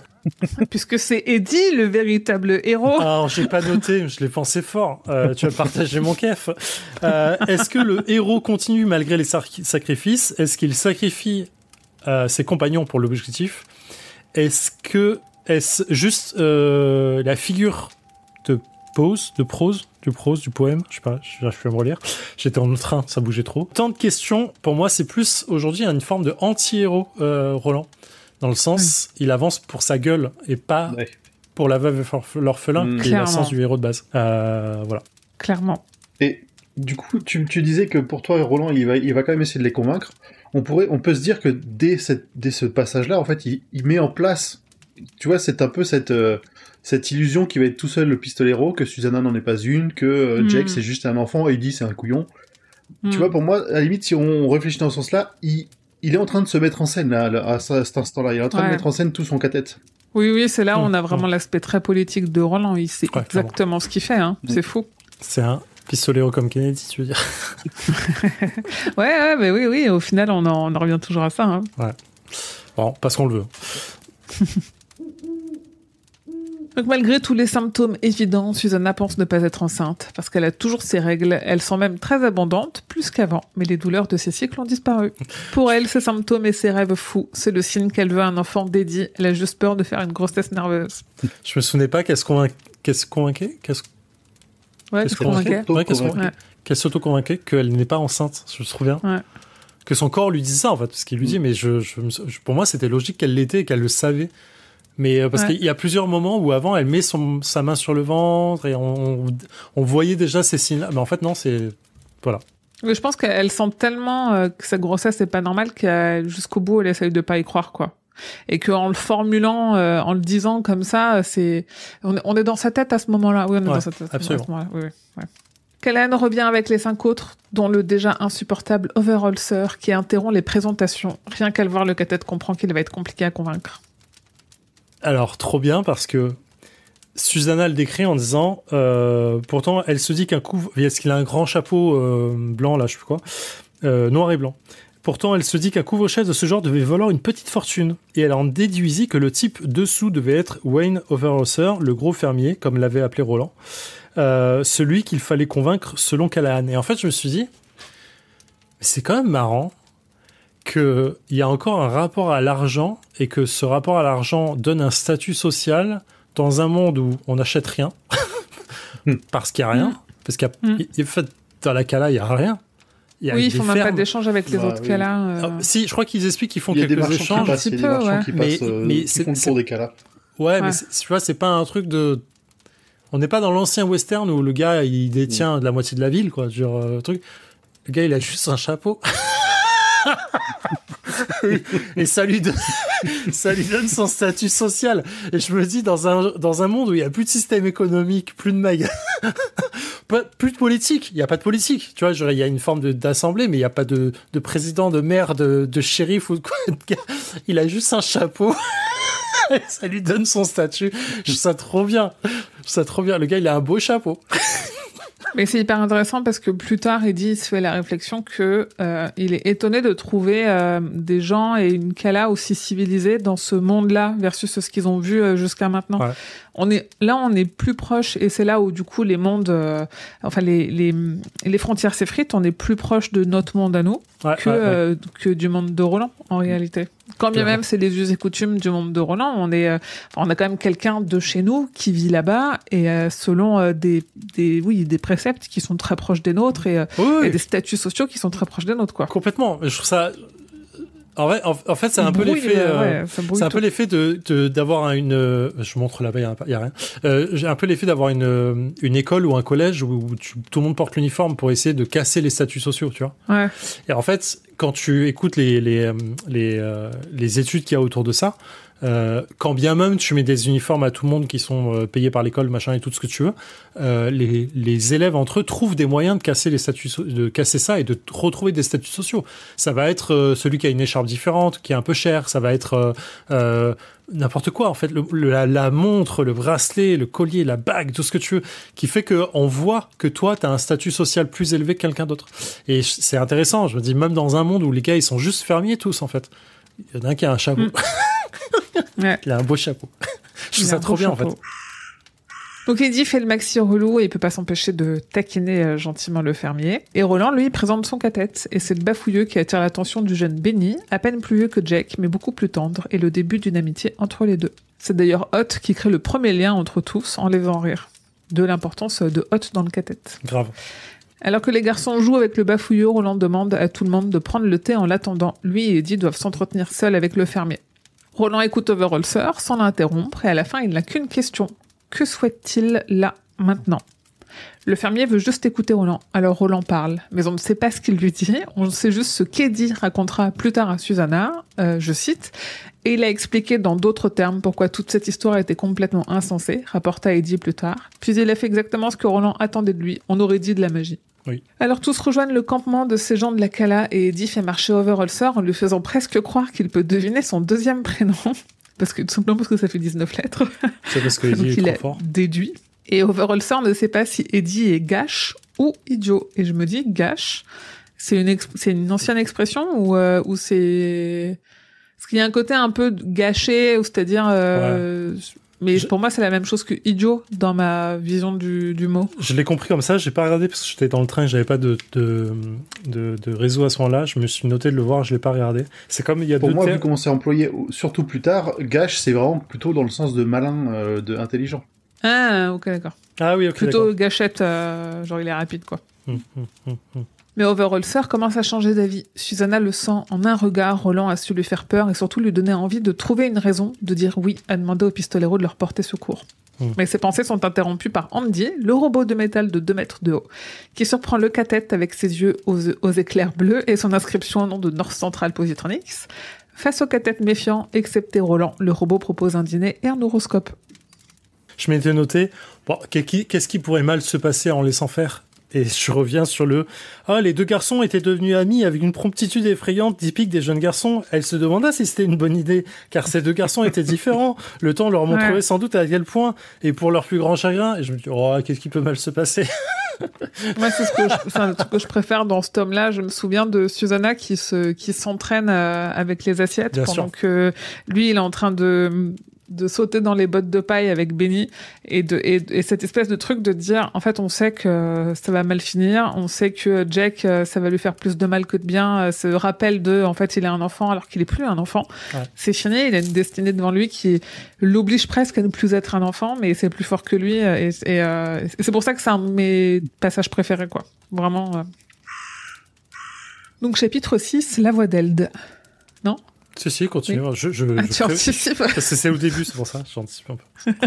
Tous les 10 mangent un excellent repas et ont même droit à du café, même hot.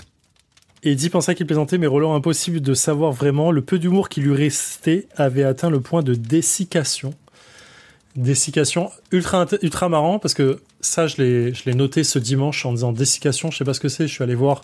C'est le fait de dessécher. C'est le corps qui se dessèche, qui perd son humidité, son eau.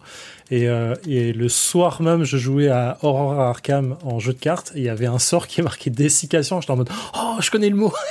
J'étais content. C'est le cas. J'étais content. Voilà, c'est tout. Eddie est surpris d'à quel point cette partie du monde est civilisée. Calabrine Sturgis n'est pas la seule Cala du coin et certaines autres sont même victimes des attaques des loups. Certaines Calas ont des usages précis. Il y a des fermes, mais aussi des Calas dédiés au plaisir et au jeu. Il y a un terme de Roland qui était assez marrant. Ils n'abordèrent pas de sujet grave pendant le repas, entre parenthèses. On ne mélange pas nourriture et palabre. C'était là d'une des pépites de la sagesse de Roland, cher à Roland. Et en fait, je me disais, c'est intéressant parce que du coup, la palabre, c'est pas le fait de discuter, c'est vraiment le fait d'aller en profondeur sur un sujet c'est de débattre. Enfin, c'est même pas débattre, c'est vraiment s'interroger ensemble d'un sujet fort. Ouais. Parce que c'est pas juste de discuter ensemble et de raconter la vie, comment ça va, quoi. C'est vraiment un peu des francs-maçons, en fait, non? Genre, c'est une loge de francs-maçons. Oui. Ça y ressemble un peu. Oui, ouais. En fait, quand tu palabres, c'est que tu prends un sujet important. En fait, c'est on prend du temps pour cette discussion. Elle est importante pour nous, quoi. Et c'est assez marrant. Ouais. Les Calas sont dans ce qu'on appelle les terres frontalières. Elles s'étalent tout le long de la rivière Wye et les loups viennent de l'est de la rivière, de Tonnefoudre, là où c'est déjà la fin. Alors qu'Eddie fait caca dans un bosquet, Andy est là aussi et l'empêche de prendre de mauvaises feuilles pour s'essuyer. La petite surprise a été... Le pauvre. C'est trop marrant. Il parle un peu de géographie en disant... Parce qu'il dit, OK, c'est un arc qui s'étend du nord vers le sud. Ils disent sur combien ? Et en fait, il dit environ sur 3000 km vers le nord. Et... le double en indiquant le sud. Donc, de là où ils sont, il y a 3000 km au nord pour finir la Cala. 6000 km au sud pour aller vers le bas. Est-ce que vous avez la moindre idée de la taille des États-Unis ? Nope. En hauteur et en largeur. Juste pour vous donner une idée. Elle est en train de tricher, elle est en train de regarder sur son téléphone. Sans le temps que j'aille chercher... Vas-y, donne la réponse. Non, mais c'est pour donner une idée du truc. Vraiment, ouais. Elle a volé combien pour vous, les États-Unis font de côte ouest, côte est ? Je sais pas. En vrai, il y a forcément une idée. Tu disais combien, là, pour... Là, il disait, il y a 3000... En fait, de la Cala du nord au sud, il y a 9000 bornes. 9000. En fait, j'essaie déjà de me dire... En fait, c'est énorme parce que... J'arrive même pas déjà à me dire entre Lille et Marseille combien il y a de kilomètres. Il y a quoi ? Il y a 1500 bornes ? Non, moins que ça, 1000 bornes environ. Moins ? 1000 bornes ? Il y a 900 bornes Paris Sud, il y a environ 900 bornes. Ok, alors on est au moins à 6 ou 7 000 en hauteur. Après, je sais pas... Enfin, ça dépend. Est-ce qu'on prend le point le plus haut des États-Unis et le point le plus bas ? À ce compte-là, ça descend vraiment très bas. Ouais. Ok, je pense qu'on est à 10 000 en hauteur. Je parle vraiment de les États-Unis, les USA, hein. Pas Mexique, pas les États-Unis. Enfin, oui, mais... Enfin, à Miami, à la Floride, quand tu vas au bout des Keys, t'es plus proche de Cuba que de Miami. Ouais, bien sûr, très bas, quoi. Donc, je dirais au moins 10 000 en hauteur. Et en largeur... Non, en largeur, ça doit faire 3000 km, un truc comme ça. Ok. 2500 km de haut, en moyenne. de bas en haut. Attends. Ah, ça fait que 2 fois la France ? 2500, un peu plus de 2 fois la France. 4005 de côte est, côte ouest. D'accord ? Ah, attends, j'ai ça. Ok, d'accord. 4005 côte est, côte ouest. J'ai pas compté le nombre de fuseaux horaires qu'il y avait entre les deux. Il y en a quelques-uns. Là, on a 9000 bornes entre la cala sud et la cala nord. C'est impressionnant. T'imagines la taille que ça fait ? Je sais pas combien fait la circonférence de la Terre du nord au sud, enfin l'arc truc. Mais en fait, c'est énorme. En fait, imaginez la dimension que c'est. Et techniquement, c'est plus proche de la tour que d'Iliade. C'est dingue. J'imagine le nombre de kilomètres. Il y a un truc qui est complètement dément dans les dimensions la données. circonférence de la Terre. Ouais, c'est un peu ce que vous disiez à un précédent épisode sur les auteurs de fantasy qui se rendent pas compte qu'ils font des mondes beaucoup trop grands et que jamais tu les traverses en aussi peu de temps. Exactement. Ouais. Exactement. Ou alors qu'ils font des trucs en se disant c'est très loin et en 3 jours ils ont fait la moitié du monde. Mais non. Mais oui, le calcul des distances c'est un enfer dans les bouquins en général. Et se rendre compte de la distance des choses c'est un enfer. Voilà. Là, je le redis. En effet. Ouais, moi je suis très nulle à ça et on en veut pour preuve l'exercice que tu nous as fait faire. Ouais, en effet, la France c'est 1000 sur 1000 quoi. Grosso modo, on a un carré. Ouais, ouais. d'où l'hexagone en fait, c'est à peu près équivalent dans tous les sens. Oui, ça rentre dans un carré. Ok. Voilà, c'est juste pour la géographie du coin. Désolé. Non, c'est intéressant. Sur le trajet du retour, Andy lui dit son horoscope telle une diseuse d'aventure. La nuit prochaine, il retournera à Vaadash, à Cala, New York, rencontrera une dame d'ombre, sous-entendu Mia, mais ça, Eddie ne le sait pas. Et surtout, il doit faire attention à ne pas se perdre quand la cloche la rappellera dans leur corps. Mais c'est ma boule ou pas ? Ouais. Le gars, il voit vraiment le futur. Ouais. Il dit vraiment l'horoscope. C'est incroyable. Et tout le monde le prend. Ouais, ok, d'accord. Ouais, c'est gentil avec ton horoscope. Non, mais en fait, je vous dis la vérité. Hein. Juste, faut faire attention à vous. Hein. C'est trop bien. Eddie a des questions sur le Vaadash, mais encore plus sur les loups, réfrénant la voix interne de Susanna qui lui rappelle qu'il ne faut pas faire trop confiance aux robots ici. Mais Andy, d'une voix un peu plus froide et robotique, après 1 minute de cliquetis, répond qu'il ne peut pas répondre sans qu'on lui donne un mot de passe. L'information est confidentielle selon la directive numéro 19. Je m'étais noté, c'est étonnant que Eddie, au moment où il lui demande le mot de passe, ne tente pas 19. Ouais, tu vois, j'y ai pensé aussi. Mec, ça fait 3 jours que tu le vois partout. Je sais pas, tente. Et puisqu'Andy ne veut rien dire, Roland interroge ses nouveaux compagnons de la Cala. C'est Overholser qui leur répond et leur explique pendant 15 minutes. Alors, ils ont beaucoup de jumeaux dans les Cala. Depuis 120 ou 150 ans, les loups viennent un peu plus que tous les 20 ans rafler un jumeau. Un de chaque paire entre 3 et 14 ans. La plupart des enfants pris reviennent au bout de 1 ou 2 mois. On part du principe que ceux qui ne reviennent pas sont morts. Ceux qui reviennent sont très altérés mentalement. Des idiots dociles, on nous dit. Dans le meilleur des cas, ils perdent toute autonomie et ont régressé sur à peu près tout. Ça s'améliore un peu avec le temps, mais pas tant que ça en réalité. Plus ils sont enlevés âgés et plus les enfants semblent garder une conscience de ce qu'on leur a appris. Ils pleurent beaucoup, se renferment, fixent l'est, certains finissant même par se suicider. Passé 16 ans, ils poussent d'un coup physiquement, deviennent des géants en 1 an et demi, et c'est vraisemblablement très douloureux. C'est 16 à 18 mois à pleurer de douleur et à grandir non-stop. C'est comme faire ses dents, mais dans tout le corps. Et au fil de la conversation, Eddie et Susanna comprennent que les gens ici ont tous perdu ou vont tous perdre des enfants. Moi, je trouvais ça intéressant je crois que c'est jamais résolu, ce truc-là, de pourquoi. Ouais. Qu'est-ce qu'ils font des enfants ? Pourquoi d'un coup, derrière, ils ont ce contre-coup de pousser, de machin. Ouais. C'est juste King qui l'a inventé. Enfin, qu'il a écrit comme ça. Je trouve ça trop bien. Et je trouve que tout le passage où il explique comment ils grandissent d'un coup, le craquement des os. En fait, là, on retombe sur ce que King arrive à faire trop bien, c'est... Je vais mettre des guillemets, je vais me faire engueuler, je sens. De l'horreur. Non, il fait de l'horreur. Là, il le fait ça, très bien, en fait. sûr. En quelques passages, t'es en mode, waouh, j'ai pas envie de vivre ça, j'ai pas envie de le voir. Jamais de ma vie. Je pense que je tue l'enfant, tout simplement. Ah ouais, c'est terrible, on a mal. Et en fait, c'est là ce qu'il fait aussi, c'est que en fait, on a envie de donner. En fait, on a envie de se mettre à la place du cathète et de se dire, mais il faut aider ces gens. Quoi qu'il arrive, il faut aider ces gens. C'est pas possible de voir ça, subir ça tous les 20 ans depuis 150 ans. C'est inimaginable. Et surtout à aussi grande échelle, parce qu'ils emmènent beaucoup de gamins. Donc, et il y en a beaucoup qui reviennent.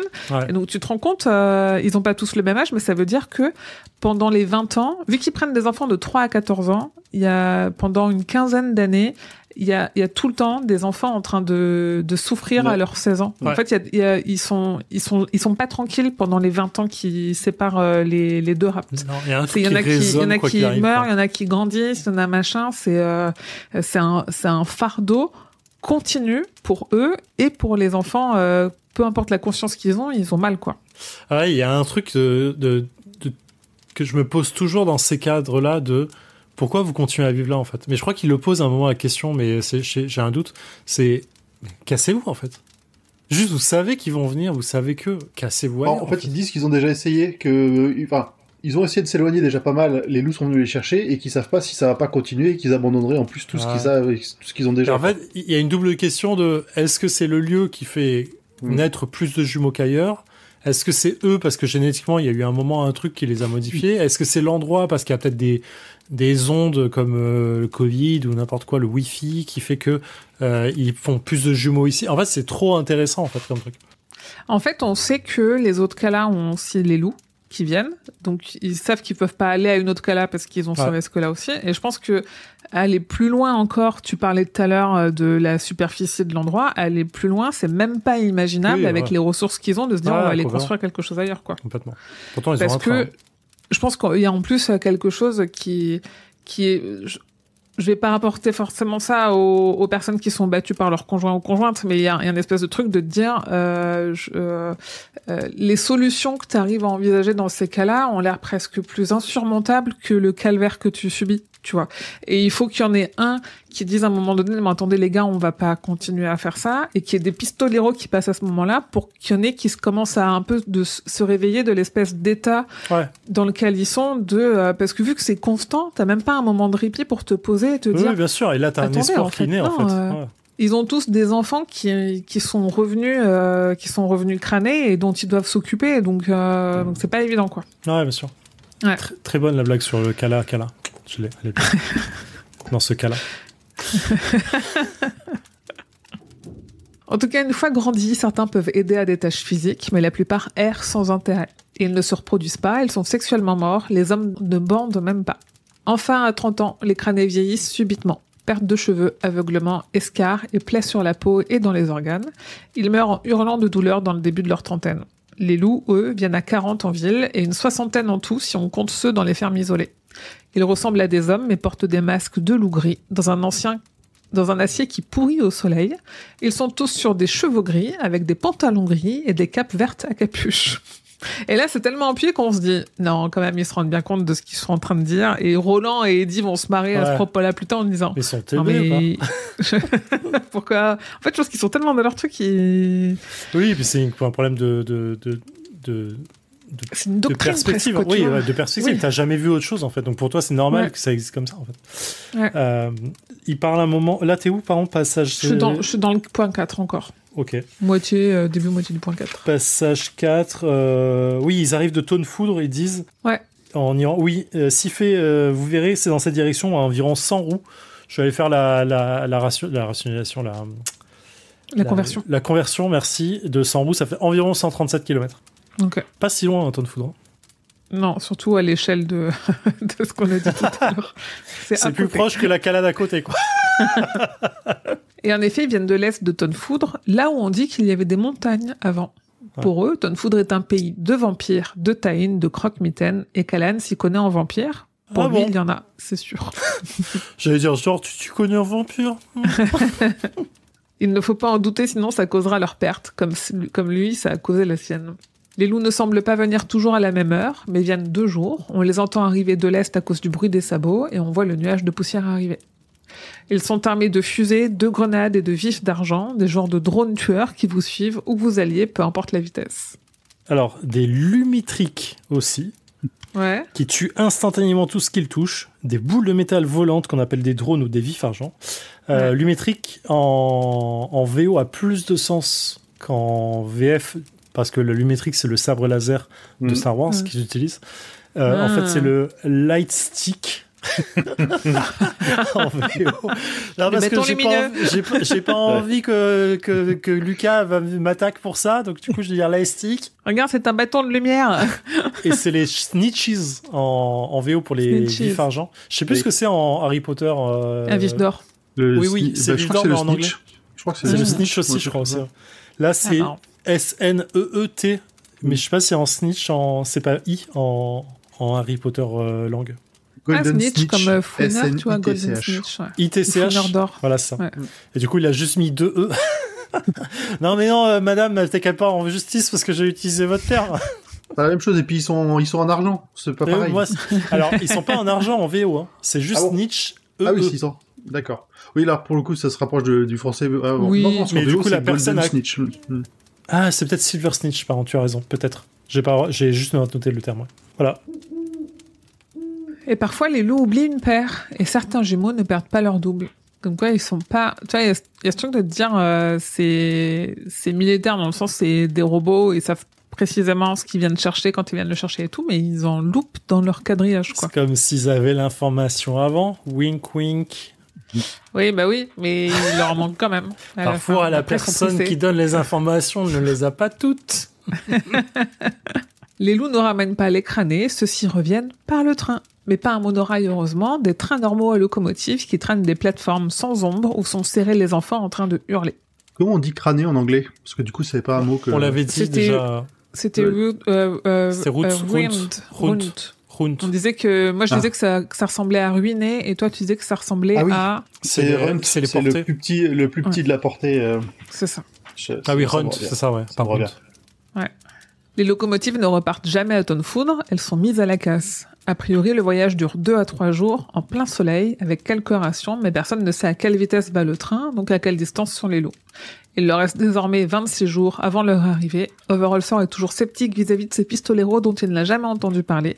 Il a encore besoin d'être convaincu que ce ne sont pas des imposteurs. Et là, j'avais noté le passage qui dit vous intuitez que nous n'avons pas de moyen de savoir si vous êtes bien ce que vous dites, blablabla. Et tous ces récits sensationnels, je n'ai jamais entendu parler d'un pistolero à qui il manque 2 doigts, ou d'une femme noire pistolero, ou d'un pistolero qui ne se rase pas avant un bon bout de temps, en parlant de Jack.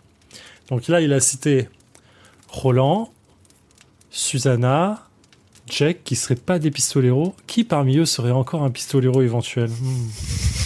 Quelle est donc la meilleure représentation du pistolero qu'on peut avoir?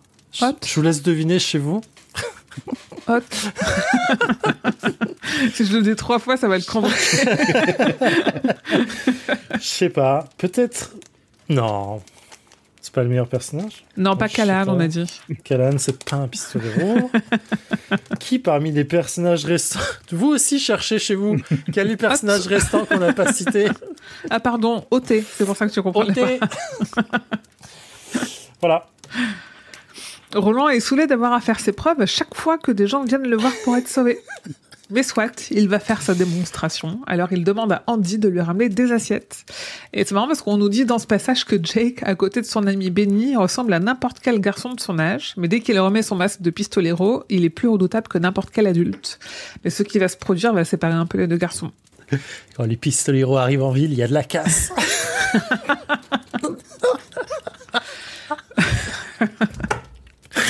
Ah, Roland, t'es vraiment nul. Bah, il est un peu à l'ancienne, quoi, voilà. Froid et grave, Jack récite sa leçon. Roland jette les 4 assiettes en l'air et Jack les explose de son Roger à une vitesse hallucinante.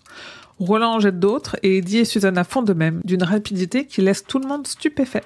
Le cadet a même récupéré en l'air des morceaux des assiettes. Ce passage, quand je l'avais lu la première fois, m'avait donné tellement de frissons de ouf. Bah, quand t'aimes les westerns en plus, laisse tomber. Et là, le repassage de récite ta leçon, Jack, fils d'Elmer, et sois sincère. Et quand il commence à dire je ne vise pas avec ma main, machin, t'as Overholser qui dit je ne vois pas ce que. Et Susanna qui dit toi ta gueule. Non, pardon. Oui, la ferme. Et franchement, ça m'a donné des putains de frissons quand j'ai relu le passage, juste où elle pointe du doigt, elle dit la ferme. Et ça m'a. Putain, j'ai trop kiffé ma race. Voilà. Oui, en plus, Roland, il choisit Jack parce qu'on n'attend pas ça de Jack. Ouais, bien sûr. À aucun moment, ils se disent que que Jack va être aussi rapide que les adultes et à ce point rapide. Ils l'ont à peine vu bouger, en fait. Ouais, trop bien. Ouais. Roland et ses compagnons ont fait leur preuve. Le pistolero explique qu'ils n'ont pas d'ordre à recevoir. Ils sont des tueurs.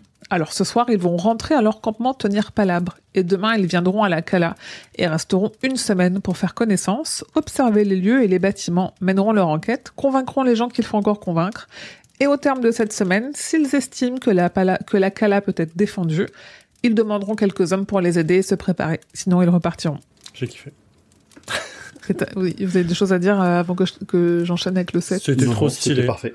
C'est sûrement le meilleur passage du moment. C'est fou parce qu'en fait, King, là, il arrive quand même à nous donner, je sais pas, il y a quoi, plus de 50 pages où tout ce qu'ils font, c'est discuter. Et en fait, ils pourraient être autour d'une table à tenir conseil, ce serait la même chose. Et pour autant, ça reste vachement dynamique. Enfin, il y a une espèce de truc de fluidité dans tout ce qui se passe alors qu'il se passe rien. Il s'est rien passé concrètement. Et on s'ennuie pas une seule seconde. Chapitre 7, Vaadash.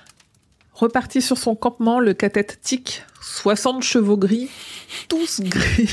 Ça fait rire Eddie et Roland parce que eux, ils ont compris ce que ça signifie et nous aussi, même si on ne nous le dit pas clairement. Franchement, les connards de Parisiens carrément province, tu sais, genre, oh là là, qu'est-ce qu'ils sont teubés ces pecnos, oh là là, ils ont jamais vu une ville, hein, ça se voit.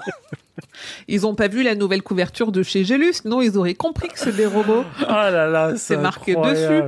Incroyable, elle est trop drôle ce passage. J'ai beaucoup aimé que Roland et Eddie rigolent en même temps, en mode, il y a un membre de respect mutuel, il y a une respect mutuelle l'un pour l'autre de, t'as vu, ils sont cons. Oui, et il y a une espèce de truc où ils se retrouvent du coup dans le manque de respect des autres parce qu'ils se foutent tous les deux de la gueule des habitants de la Cala, quoi. Ah là là. Alors, il rigole pas non plus, hein. Il s'interroge, il se moque pas complètement, vraiment. Il se moque un peu quand même. Puis éclatèrent de rire. Ils feront descendre la pression. Oui, non, c'est ça. C'est le stress, tout ça, voilà. Eddie veut bien les aider, mais a peur de mourir dans cette guerre qui n'est pas la leur. Mais Roland sait qu'Eddie sent que s'ils ne font pas preuve de droiture, ils ne parviendront jamais jusqu'à la tour. Il y a un peu ce truc où, je sais plus, tout au début, on se disait qu'on avait l'impression d'être dans un jeu de rôle. Et en fait, là, on est en train de nous dire que c'est pas une quête annexe, c'est une quête obligatoire. Si tu veux arriver à la tour, ces PNJ-là, tu vas te les coltiner encore pendant quelques pages, tu n'as pas le choix. C'était bien fait. Je trouve que c'est bien fait, de la part de King, le croisement des intérêts de chacun, en fait, il est trop bien. Ouais. L'agenda. Ouais. Et Eddie n'a qu'une chose en tête, 19. Alors, Eddie exhibe aussi un objet qu'il venait de tailler. Je sais que ce choix de mots est un peu bizarre. Oui, j'allais dire, c'était sa bite. C'était un calot, un jouet pour bébé, se dit Roland. Une fois de plus, il se demanda si Eddie savait exactement de la femme d'à côté, à côté de laquelle il dormait toutes les nuits. Et du coup, j'avais une grosse tristesse pour Eddie, qui est, je le rappelle, le seul pistolero du coin. Avec Hot. Jouant vers Hot dégainer. Piou piou piou piou. Bah, Susanna, elle, c'est un pistolero avec des assiettes. Donc Hot, il a ses propres trucs, tu vois. Ça marche. Enfin, pas des assiettes, des Orisa, pardon. Je le manque de respect. Des Orisa. Orisa. On nous rappelle pourquoi Roland respecte autant Eddie malgré qu'il soit très exaspérant. Il est aussi utile, ou en tout cas son intuition l'est, et Roland veut la sonder. Eddie explique ce qu'il ressent. Ce monde pour lui est autant réel, palpable, qu'il semble être une hallucination, comme tous ces 19 qu'il voit, ou les choses de son monde qui surgissent ici, genre le Eijut, le magicien d'Oz, machin. Et moi, bon là, on est dans un niveau de méta. En fait, Eddie, il est dans le même mood que nous, ou en tout cas que moi, à la fin du tome 4, en mode attends, qu'est-ce qui se passe? Pourquoi on est en train de mélanger des trucs? Pourquoi il y a le magicien d'Oz? Pourquoi il y a les Beatles? Qu'est-ce que qui est en train de jouer avec les mondes et tout mélanger? Et Eddie, il est dans la même position que nous. Ouais. Là-dedans, en fait, il est le pantin de King ou le pantin du K, je sais pas. Mais après, parce que les deux sont pas un peu la même chose. Et il le sent. Ouais. Tout le passage, il est incroyable. En fait, vraiment, c'est tout le passage 2 quasi, ou la moitié, où il explique tout ce que tu viens de dire. En fait, il dit, mais putain, c'est pas... Et en fait, je me dis, il est tellement lucide qu'il se rend compte qu'il est en train de vivre une histoire Ouais. comme dans un livre. Ouais. C'est ça, en fait. Et Ouais.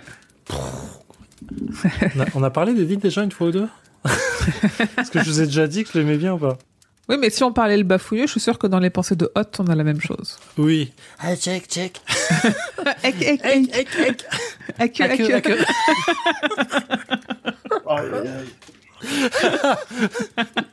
Quand Paul était dépité. Trop drôle. On aime l'humour de répétition ici, ok? Très bien. Il est saoulé. Bon, laissez-moi, j'ai envie de dormir maintenant. On finit le chapitre. Tout ça ressemble au Vaadash, et tout ici lui rappelle autant son monde que le monde de Roland. Tout se mélange, tout semble sortir d'un livre, même si le sang, lui, sera réel. Avant de se coucher, Roland a des instructions. S'ils partent Vaadash et que l'un d'entre eux est seul, il doit rester exactement là où il est jusqu'à ce que le Kamen, le carillon, résonne à nouveau. Et ceux qui seront en groupe devront se tenir la main quand le carillon retentira. Roland part Vaadash à Jericho Hill, quand avec ses amis, ils se sont fait trahir, Alain, Cuthbert et Jamie.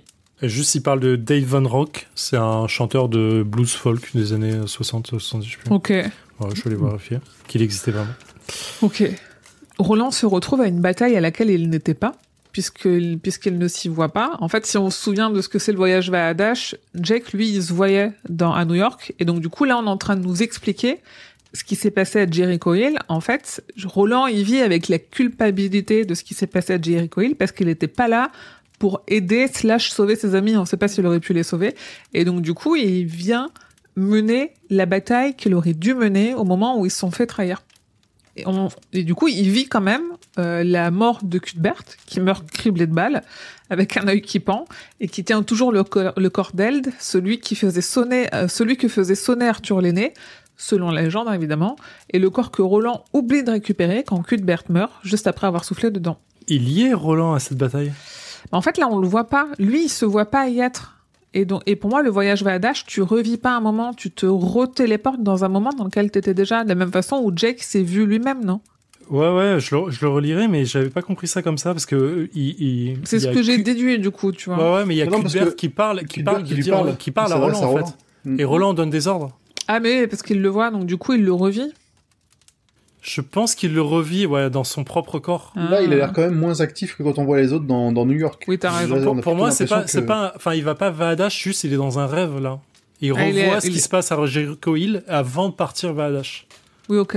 Il s'endort, il rêve, et après il part Vaadash. Ouais, je saurais pas dire s'il est vraiment Vaadash ou pas, en fait. C'est le petit détail. Mais pour moi, vous avez raison sur le... J'avais noté que, en fait, il revit ce moment-là, et j'étais assez content de dire c'est la première fois qu'on voit ce moment des yeux de Roland, en fait. Oui, moi, ce qui me perturbait, c'était de me dire... J'étais partie du principe qu'il voyageait Vaadash, et de me dire, il se voit pas, donc c'est forcément qu'il le vit. Mais en effet, il peut pas le vivre parce que il arrive à interagir avec les gens. Ouais. En fait, il refait un rêve, en fait, avant de partir. Et je trouvais ça incroyable parce que du coup, on mentionne vraiment le corps d'Eld qui va devenir la clé. Mais on le comprendra qu'à la fin, quoi. En tout cas, il est aveuglé par son chagrin, la poussière, la fureur, et il charge dans la bataille et oublie le corps. Le carillon sonne et emporte Roland. Et le voilà qui arrive à New York et retrouve Susanna qui rit et pleure de joie à la retrouver ses jambes. Mais Roland sent bien que quelque chose cloche dans le fait que Susanna ait retrouvé ses jambes. Ce sont les jambes de Mia qu'elle a. Et c'est Mia qui a été emportée Vaadash, puisque c'est Mia qui s'apprêtait à partir chasser quand le carillon a sonné. Bien sûr. Deux choses. C'est intéressant que Roland dit adopter le patois machin. Il se dit s'il passait plus de temps à New York, il ne tarderait pas à brandir son majeur au taxi. Mais je resterai toujours un étranger. Je ne sais même pas dire aspirine. Chaque fois que je sais, ça sort de travers. Ouais. Et en fait, il y a un truc il arrive à penser au mot, de le lire dans sa tête, mais pas le prononcer. Alors, ça arrive à tout le monde quand tu parles anglais ou quand tu apprends une langue, de comprendre de le lire dans ta tête sans faire d'erreur, mais quand tu le prononces, ta bouche ne suit pas. Bah, typiquement l'accent, hein, tu vois, moi, dans ma tête, j'ai un très bon accent. Hein. Ouais. mais que dans ma tête. Mais c'est intéressant parce que du coup, l'auteur, King, en fait, lui fait dire le mot de travers. C'est un truc assez intéressant. Et effectivement, sur les jambes, il y a deux choses à dire. Déjà, c'est bien Mia, effectivement. Et en fait, il est pas plus surpris que ça que Susanna ait retrouvé ses jambes. Et en fait, c'est pas précisé, mais est-ce que Roland a retrouvé ses doigts? Ah, sinon, il les aurait retrouvés. Et en fait, si voyager Vaadash fait retrouver tes membres, il aurait dû retrouver lui ses doigts, je pense. Et en fait, là, il se dit pas, il y a un truc qui cloche. Voilà. Lui, il se dit que c'est Mia parce qu'il a la conscience de Mia, mais en effet, personne ne tilte que lui n'est pas complet alors que Susanna l'est, quoi. Voilà, exactement. Et Roland est aussi stupéfait de la force qu'il sent dans ce voyage Vaadash. Et la force sera de plus en plus grande au fur et à mesure où ils s'approcheront de la 19e noire. De la 13e noire. En plus, j'ai marqué 13e dans mon conducteur, je sais pas pourquoi. Après, on se moque du gars qui lit. Et s'il la sent ici, c'est évident, c'est elle qui les a envoyés Vaadash. Quand il se fait cette réflexion, Eddie, Jack et Ott approchent d'eux. Eddie est content pour Susanna et ses jambes, mais paraît quand même un peu sur la retenue, mais il laisse couler. Fun fact quand même, notons qu'avec des jambes, Susanna est plus grande qu'Eddie. Et Jack balaye vite le sujet lui aussi, alors que Roland lui demande de l'amener au terrain vague pour voir la rose. Moi, je me demande à quel point on considère... Alors, marrant, parce qu'il y a un truc d'ambivalent de la 13e Nord, elle est pas si mauvaise que ça, parce qu'elle les emmène quelque part où elles doivent aller pour comprendre la suite de leur mission, pour pouvoir faire en sorte d'arriver à la Tour Sombre. Donc, l'un dans l'autre, c'est très ambivalent, mais dès qu'ils sont trop proches de la 13e Nord, ils ont envie de péter des câbles, donc c'est normal, mais c'est très ambivalent. Voilà. En passant devant la librairie, il voit qu'elle est fermée et qu'il n'y a plus la pancarte avec les promos. Sur le trajet, alors que Roland est toujours stupéfait de tout à New York, Eddie récupère un morceau de journal. Il est à la date du 2 juin, ce qui leur indique qu'ici, le temps va plus vite, car il devrait être au 1er juin. 1 minute à la Cala, c'est 1 minute et demie ici, voire 2 minutes. Ouais, je m'étais noté de se le rappeler pour plus tard, quand on devra faire les calculs de date. Reste tomber. 1 égale 1, jamais je calcule ça. Il y a juste à se rappeler que 1 égale 1,5, ça va, c'est pas la mort. 1,5 voire 2, on sait pas trop. Oui, c'est pour ça, c'est l'auteur, on sent bien l'auteur qui dit voire 2, parce que j'ai plus envie de calculer à la fin. Il y a une grosse différence entre 1,5 et 2, c'est beaucoup. Bien sûr, hein. C'est énorme. De base, non, mais quand tu multiplies, oui. Oui, bien sûr. Quand tu dois arriver pile le 15 juillet, il faut être sûr de ton coup, quoi. Et est-ce que celle-là, tu ne la reconnais pas? Ils parlent de musique qu'ils entendent. Impossible de me souvenir du titre. Tu devrais pourtant, c'est 90s Nervous Breakdown. Donc le 19e Nervous Breakdown. Voilà, c'est juste ça. J'ai écouté la musique, c'est OK sans plus. Enfin, pour moi, c'est OK plus. OK. Alors, début du point 8. J'ai dit qu'on revenait à un truc qu'on a parlé au début. Enfin, j'ai amené au début. Pour Roland, le trajet de la 12e avenue à la 54e rue au croisement de la 56e fut comme un voyage au pays inconnu, un pays duquel n'avait qu'à moitié cru jusqu'à présent. Et comme ce doit être plus étrange encore pour Jack, se dit-il. Point.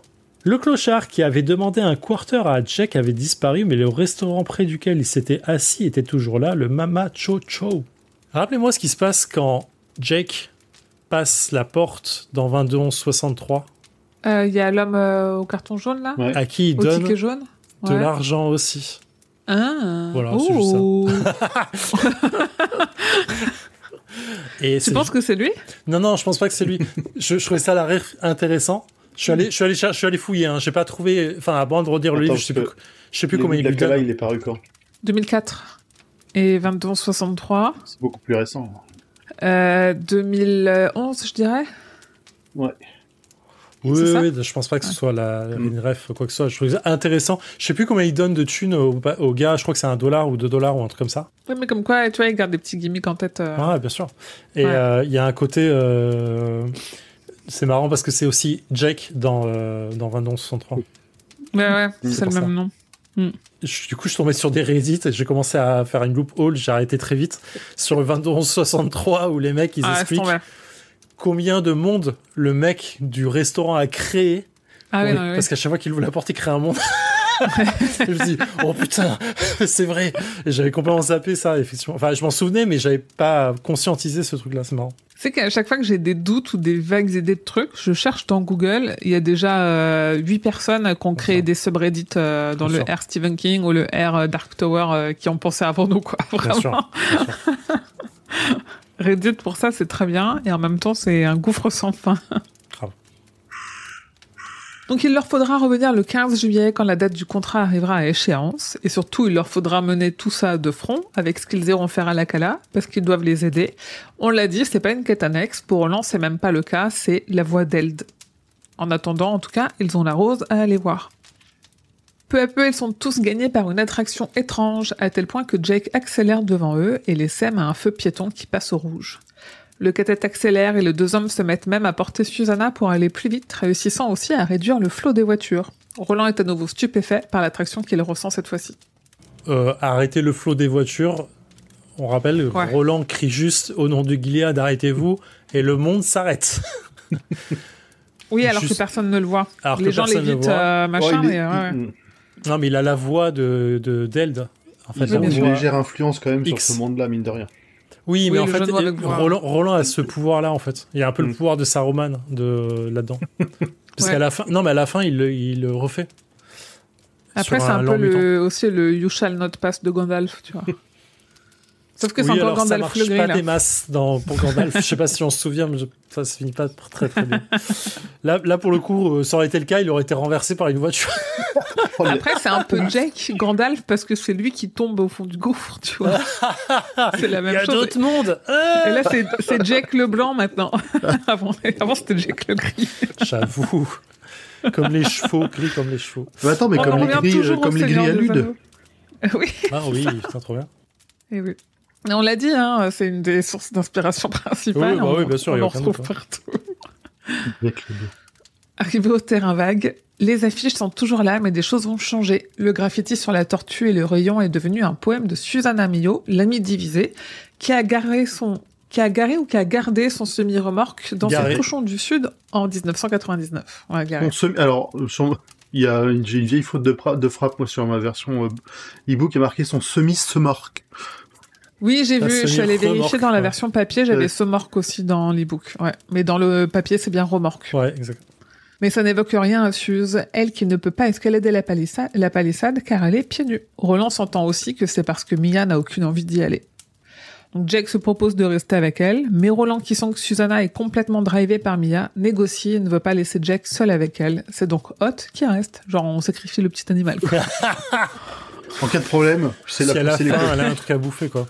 Non, mais de ouf. De toute façon, la rose n'est pas loin. Dès que le carillon retentit, il faudra que tous les trois, ils se précipitent vers Suze et Hot, restés derrière. Les hommes passent donc de l'autre côté de la palissade. Et pendant l'attente, Susanna blackout de 7 minutes. Et quand elle se réveille, elle a à nouveau perdu ses jambes. Et parmi les passants, elle voit une femme mi-zombie, mi-spectre, qu'elle seule semble voir, même si les passants l'évitent comme si elle était Vaadash. Ouais. Mais elle ne l'est pas, elle est seulement morte. Incroyable, ça. Ouais. J'ai adoré. Dans le terrain vague, les garçons voient chacun des visages qui leur sont familiers, au fur et à mesure de leur avancée laborieuse dans les déchets et que la mélodie s'accroît. Alors que Roland voit les spectres des gens qu'il a connus, il a enfin l'impression que ses sacrifices n'ont pas été inutiles, alors il pleure. C'est beau. C'est quand même fort que ils voyagent dans le champ vers la rose et ils refont leur voyage à eux, en fait. Ouais. Pour montrer que la rose est bien le centre de la tour, enfin la tour elle-même, et que c'est ce qu'ils doivent approcher. Et c'est le but ultime, ouais. Trop bien, j'ai kiffé. Les trois ressentent la même chose, ce but, cette rose, la tour, ça vaut toutes les épreuves, tous les sacrifices, et jamais ils n'arrêteront. Ça y est, ils sont accros. Ils sont complètement accros. Au milieu du terrain, il voit la pancarte des chantiers Mills et Sambra Promotion qui rénove le terrain avec un tag de Bongo Skank. Le numéro de téléphone semble avoir changé, selon Jake. Je m'étais noté d'aller vérifier, mais je suis pas allé vérifier. C'est pas très important. Je suis sûr qu'il y a une histoire de 19 dans le lot, quoi. Jake parle juste de Roland. Lui vit tous les spectres de sa vie sur ce champ de ruines de sa vie, depuis sa mère à son amas de lait, qui est sa nourrice. Voilà, juste pour le terme. Roland ne les écoute pas et avance. Il a vu la rose et s'en approche. Alors qu'il s'agenouille à côté, elle s'ouvre pour lui. Elle s'était refermée pour la nuit et se met à chanter sa mélodie. Ah, la bonté de la rose, quoi, qui t'enveloppe, qui te truc, c'est trop bien. Susanna, de son côté, tient le coup. Aidée par le chant de la rose et la présence d'Hot, elle est quand même bouleversée par les 7 minutes disparues, les jambes perdues et la femme morte qu'elle a vue.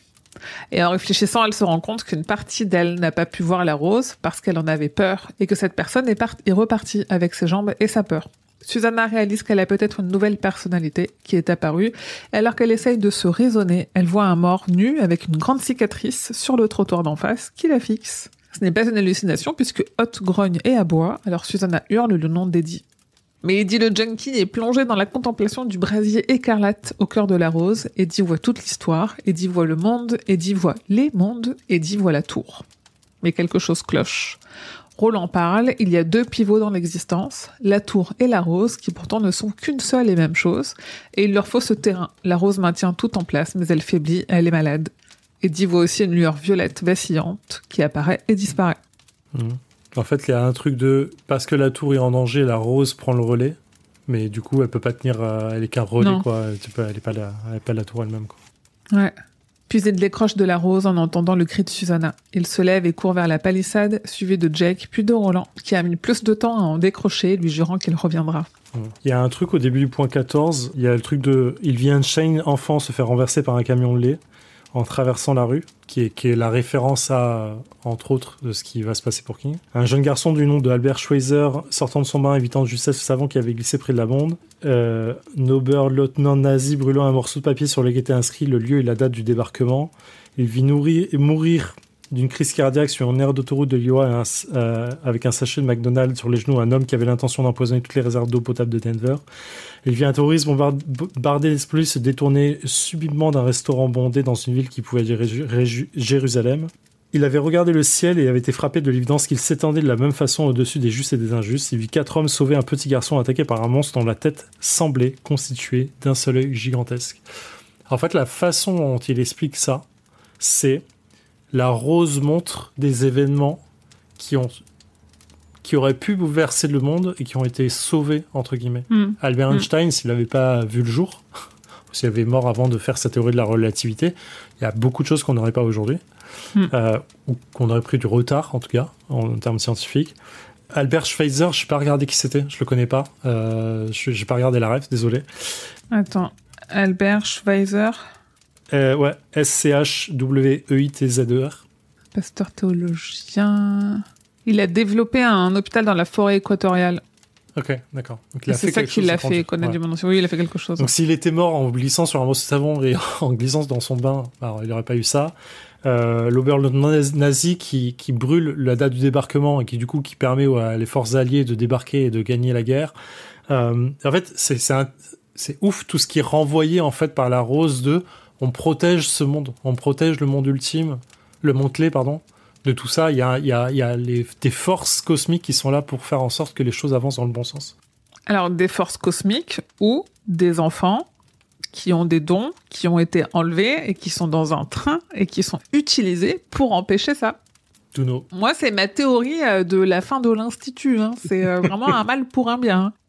Ah oui, ouais, c'est vrai, complètement. Ouais, complètement. Ah, moi, le roman, il m'a mind blow. Alors, je le spoil, mais on spoil ici, c'est pas grave. Moi, le roman, ils l'ont fait, et ça, pour le coup, ils l'ont un peu suivi dans la série. Il y a un vrai doute sur le fait de, oui, en fait, ce qu'ils font avec les enfants, c'est très ciblé, mais c'est ciblé pour quelque chose qu'ils disent qui est plus grand qu'eux et plus grand même que leur propre monde. Ouais, et il y a ce truc de vraiment, en fait, on a vraiment l'impression qu'ils sont en train d'essayer de sauver les mondes et de sauver la tour et pas de la détruire en faisant ça. En tout cas. La façon dont c'est présenté dans l'Institut, on a plutôt l'impression qu'ils sont du bon côté. Incroyable. Et moi, j'ai adoré l'Institut pour ça. Tu te dis, mais en fait, on va les laisser crever, ces gamins, si ça sauve le monde. Non, mais c'est toujours un peu trop ça. bien, en fait. Ouais, c'est trop bien. Je suis assez d'accord. J'ai juste pas la ref sur les 4 hommes sauvés qui sauvent un petit garçon attaqué par un monstre dont la tête semblait constituée d'un œil gigantesque. Et ça me saoule. Attends, on va chercher. C'est quoi? J'ai pas cherché beaucoup. En fait, mais, au début, je pensais que c'était Jake dans la maison de German Hill. Bah ouais, ça aurait pu, ouais. Mais il n'y a pas 4 hommes. German Hill. Si vous l'avez dans les commentaires, dites-le nous. Vraiment, C'est une ref à Donjons et Dragons, c'est un Beholder avec son gros œil. Ouais, en vrai, j'ai pensé à ça, mais quand même, c'est chelou, quoi. Je sais pas si c'est pas une référence, pas archéologique, mais d'une une histoire grecque de Homère ou mythologique. Peut-être même biblique, oui. Une créature avec un seul œil. Voire futuriste, tu vois, dire en fait dans un monde, ça arrivait et ça suffit en fait. Ça se trouve, c'est un truc qui se passe dans un bouquin. Ouais, mais voilà. Mais j'ai beaucoup aimé ce truc-là, en fait. Encore une fois, alors, je sais que c'est relou pour tous et pour toutes, mais c'est encore Eddie qui voit ça. Je l'ai. Vas-y. Je l'ai, alors on dira ce qu'on voudra de ChatGPT, mais je pense que sans ChatGPT, on ne l'avait pas. Mais on aurait pu l'avoir en commentaire, parce que c'est une référence à Dreamcatcher. What? Si je me souviens... Alors, c'est Monsieur Gris Là, j'en appelle aux commentaires. Moi, je n'ai plus Dreamcatcher en tête. Je l'ai lu il y a très longtemps. J'ai les éléments dégueulasses en tête. ChatGPT fait des erreurs, mais en tout cas, ce que ChatGPT dit, c'est que l'histoire suit 4 amis d'enfance. Ça, je suis d'accord. Liés par un pouvoir télépathique, ça, je suis d'accord. Qu'ils ont développé après avoir sauvé un garçon handicapé nommé Doditz. Jusque-là, c'est raccord à mes souvenirs. Des années plus tard, ils se retrouvent dans une cabane en forêt où une créature extraterrestre monstrueuse les attaque. On est d'accord. Ces créatures, souvent appelées bêtes grises, ont parfois des caractéristiques étranges, comme un œil unique ou une apparence organique grotesque. Le roman explore leur amitié, leur lien avec Doditz et la lutte contre cette invasion alien. Et du coup, on n'est pas tout à fait sur 4 hommes qui sauvent un enfant de cet extraterrestre-là, mais on reste sur 4 hommes, un enfant et une créature, un œil. Mais moi, je trouve ça marrant. J'ai dit à ChatGPT, ça te parle, les 4 hommes qui sauvent un enfant attaqué par un monstre dont l'allure n'a qu'un seul œil géant. Et après, vu que je fais des trucs en lien avec King sur ChatGPT, il fait le lien aussi avec King. Mais du coup, la seule rêve qui me sort, c'est un King quand même. Ok. Oh, mais c'est possible. Hein. Après, Dreamcatcher est sorti vachement plus après que celui-là. Non, Dreamcatcher, il a écrit quand il était sous morphine à l'hôpital. Ouais. Dreamcatcher, c'est un roman qui est extrêmement... Le film, c'est de 2003, si je me souviens bien. Après, mais le livre est extrêmement compliqué à lire parce qu'il l'a écrit quasiment à la main quand il était alité à l'ôpital et qu'il souffrait, et c'est le livre de la souffrance. Vraiment, ça se sent 2001. Dreamcatcher. D'accord, donc c'est juste après son accident. Oui. Là, on est 8 ans après son accident. Ok, d'accord. Okay. C'est la drogue. Non, on n'est pas 8 ans après son accident. On est en 2004 pour oui, j'ai regardé vite fait, c'était marqué 2007 là-dessus, c'est pour ça que je sais ça. Les loups de la Cala. Ouais. Non. Ouais, j'ai édition. Oui, l'édition, ok, mais... Oui, non, mais c'est pour ça que j'ai regardé l'édition. 2003 2007, oui, bien sûr. J'ai pas dit que j'avais raison. Ah oui, ok, d'accord. Ah oui, ok. Oui. J'avais tort. Non, ça veut dire qu'en effet, en tout cas, il a écrit... en fait, il a écrit Dreamcatcher et il a enchaîné avec La Tour Sombre, quoi. Oui, voilà, c'est pour ça. Ça pourrait être. Il fait référence à lui-même. Ouais. Arrivé auprès de Suze, Eddie le voit aussi, un homme nu et découpé, puis recousu après une autopsie, que les gens évitent sans le voir. Une fille en robe rouge et bleue s'approche d'eux aussi, mais sa tête écrasée semble avoir explosé dans un accident, probablement en passant sous les roues d'une voiture. Roland sait ce que c'est, des morts errants, qui sont là car ils ne sont pas encore passés à autre chose. Et il y a un petit côté après, dans ce... Alors, je me souviens pas bien de après, les seuls trucs dont je me souviens, c'est que c'est un gamin qui peut voir et parler aux morts, et du coup, qui mène des enquêtes. Mais du coup, il y a un petit côté comme ça. Après, c'est très classique dans les littératures fantastiques de voir des morts qui errent. Et tu vois, là, il nous parle de mort, mais je crois que ce truc-là, il sera jamais réutilisé après. Ouais, je crois pas. Hein. Non, il me semble pas. Là. Ouais. Interrogée sur la disparition de ses jambes, Susanna explique à contre-cœur qu'elle a perdu 7 minutes en même temps que ses jambes. Le cadet passe vite à autre chose et discute du plan à suivre, récupérer l'argent en se servant de la 13e noire. Mais ils sont interrompus par le carillon. Alors ils s'accrochent tous les uns aux autres et disparaissent, engloutis par le carillon par le carillon, ou par la tornade, et s'envolent dans les ténèbres. Et dans ce passage-là, il y a un moment donné, Roland, qui se fait la réflexion que la 13e ouvre une porte vers la discorde. Et ça m'a un peu interrogée parce que, ok, autant la discorde, j'entends le côté, ça, c'est les problèmes, mais discorde, ça sonne aussi comme discordia. Pour moi, ça sonnait comme le fait de s'embrouiller, en fait. Ouais, c'est ça, c'était pas forcément une référence à discordia. Je pense que c'est ça, parce qu'après, il y a le côté, peut-être pas, je sais pas.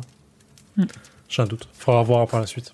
Ils reviennent à 10 mètres du campement et entre les mains entrelacées de Jack et Eddie, il y a un morceau de tissu que Jack a ramassé. Son sac de bowling dont l'inscription a changé et indique « Rien que des strikes à l'entre-deux-mondes » au lieu de « Rien que des strikes à l'entre-deux-quilles ». Le sac est dans une matière lourde, proche du métal, et Roland comprend déjà à quoi il pourra servir, pourquoi le cas leur a fait le prendre. Du plomb. C'est la loi. Mais il fait encore nuit, ils verront ça plus tard. Tout le monde se recouche et s'endort, sauf Mia, qui part à son banquet. J'aime bien la petite réflexion de Eddie de pistolier du bowling. Voilà. Est-ce que vous avez des choses à rajouter sur ces 4 chapitres ? Non, c'était pour la suite. Ouais, c'était bien. On avait des choses à dire. Hein. Ouais. On a un peu digressé de temps en temps, mais... C'est ok, c'est toujours ok de digresser. Donc on se retrouve le 19 novembre pour l'épisode suivant, dans lequel on lira les chapitres 1 à 3 de la partie 2, parce qu'on a terminé la partie 1. Fidèles auditeurs et auditrices, retrouvez-nous sur les réseaux et venez en parler avec nous sur Discord. Tous les liens sont en description de cet épisode ou directement accessibles depuis stephenkingfrance.fr. N'hésitez pas à nous laisser aussi des commentaires sur lesquels on pourra réagir en début d'épisode prochain. On aime bien cette partie-là de l'épisode. Merci messieurs pour ce voyage avec vous. Merci à toi. Eh ben merci à toi. Et je vous souhaite que vos journées soient longues et vos nuits plaisantes. Et le double du compte pour vous. Et le double du compte pour vous.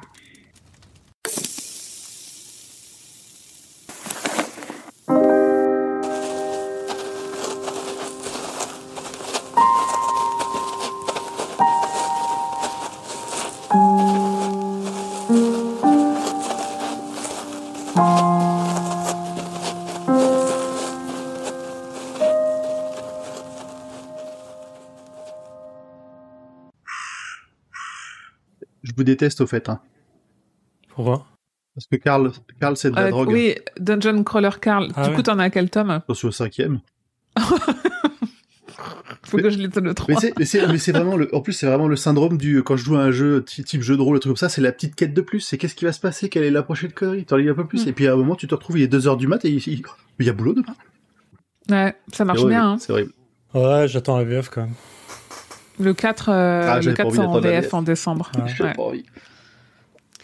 Moi, c'est des gens de mon je fais club de durer. lecture qui m'en ont parlé en premier. Et du coup, à force que moi, j'en reparle à chaque club de lecture, on a programmé le tome 1 au club de lecture de décembre. Histoire de dire, comme ça, tout le monde l'aura lu, il y aura pas de débat. Non, mais c'est comme c'est simple à lire. J'ai envie de le lire entre deux trucs chiants, tu vois. Ouais. Voilà. Ouais, c'est du rinçage de cerveau, mais du bon rinçage de cerveau. Parce que Ouais. t'as des trucs simples à lire qui sont mauvais, et t'as des trucs simples à lire qui sont bons. Et moi, ça me fait me dire qu'il faut définitivement que je me mette à John Scalzi, mais je pense que ce sera mon prochain après les Dungeon Crawler Karl. Genre, Parce qu'ils en parlent beaucoup aussi dans mon club de lecture.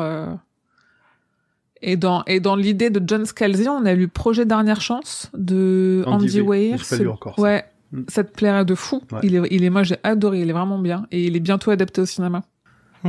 Et vraiment, je l'ai lu à Stockholm et je pensais que j'aurais pas le temps de le lire et en fait, je m'arrêtais dans des cafés pour le continuer alors que j'étais en voyage, quoi, tu vois. Il est vraiment bien. Ok, on peut clapper. Heureusement qu'on a redémarré les enregistrements. Bon, ça valait le coup. 1, 2, 3.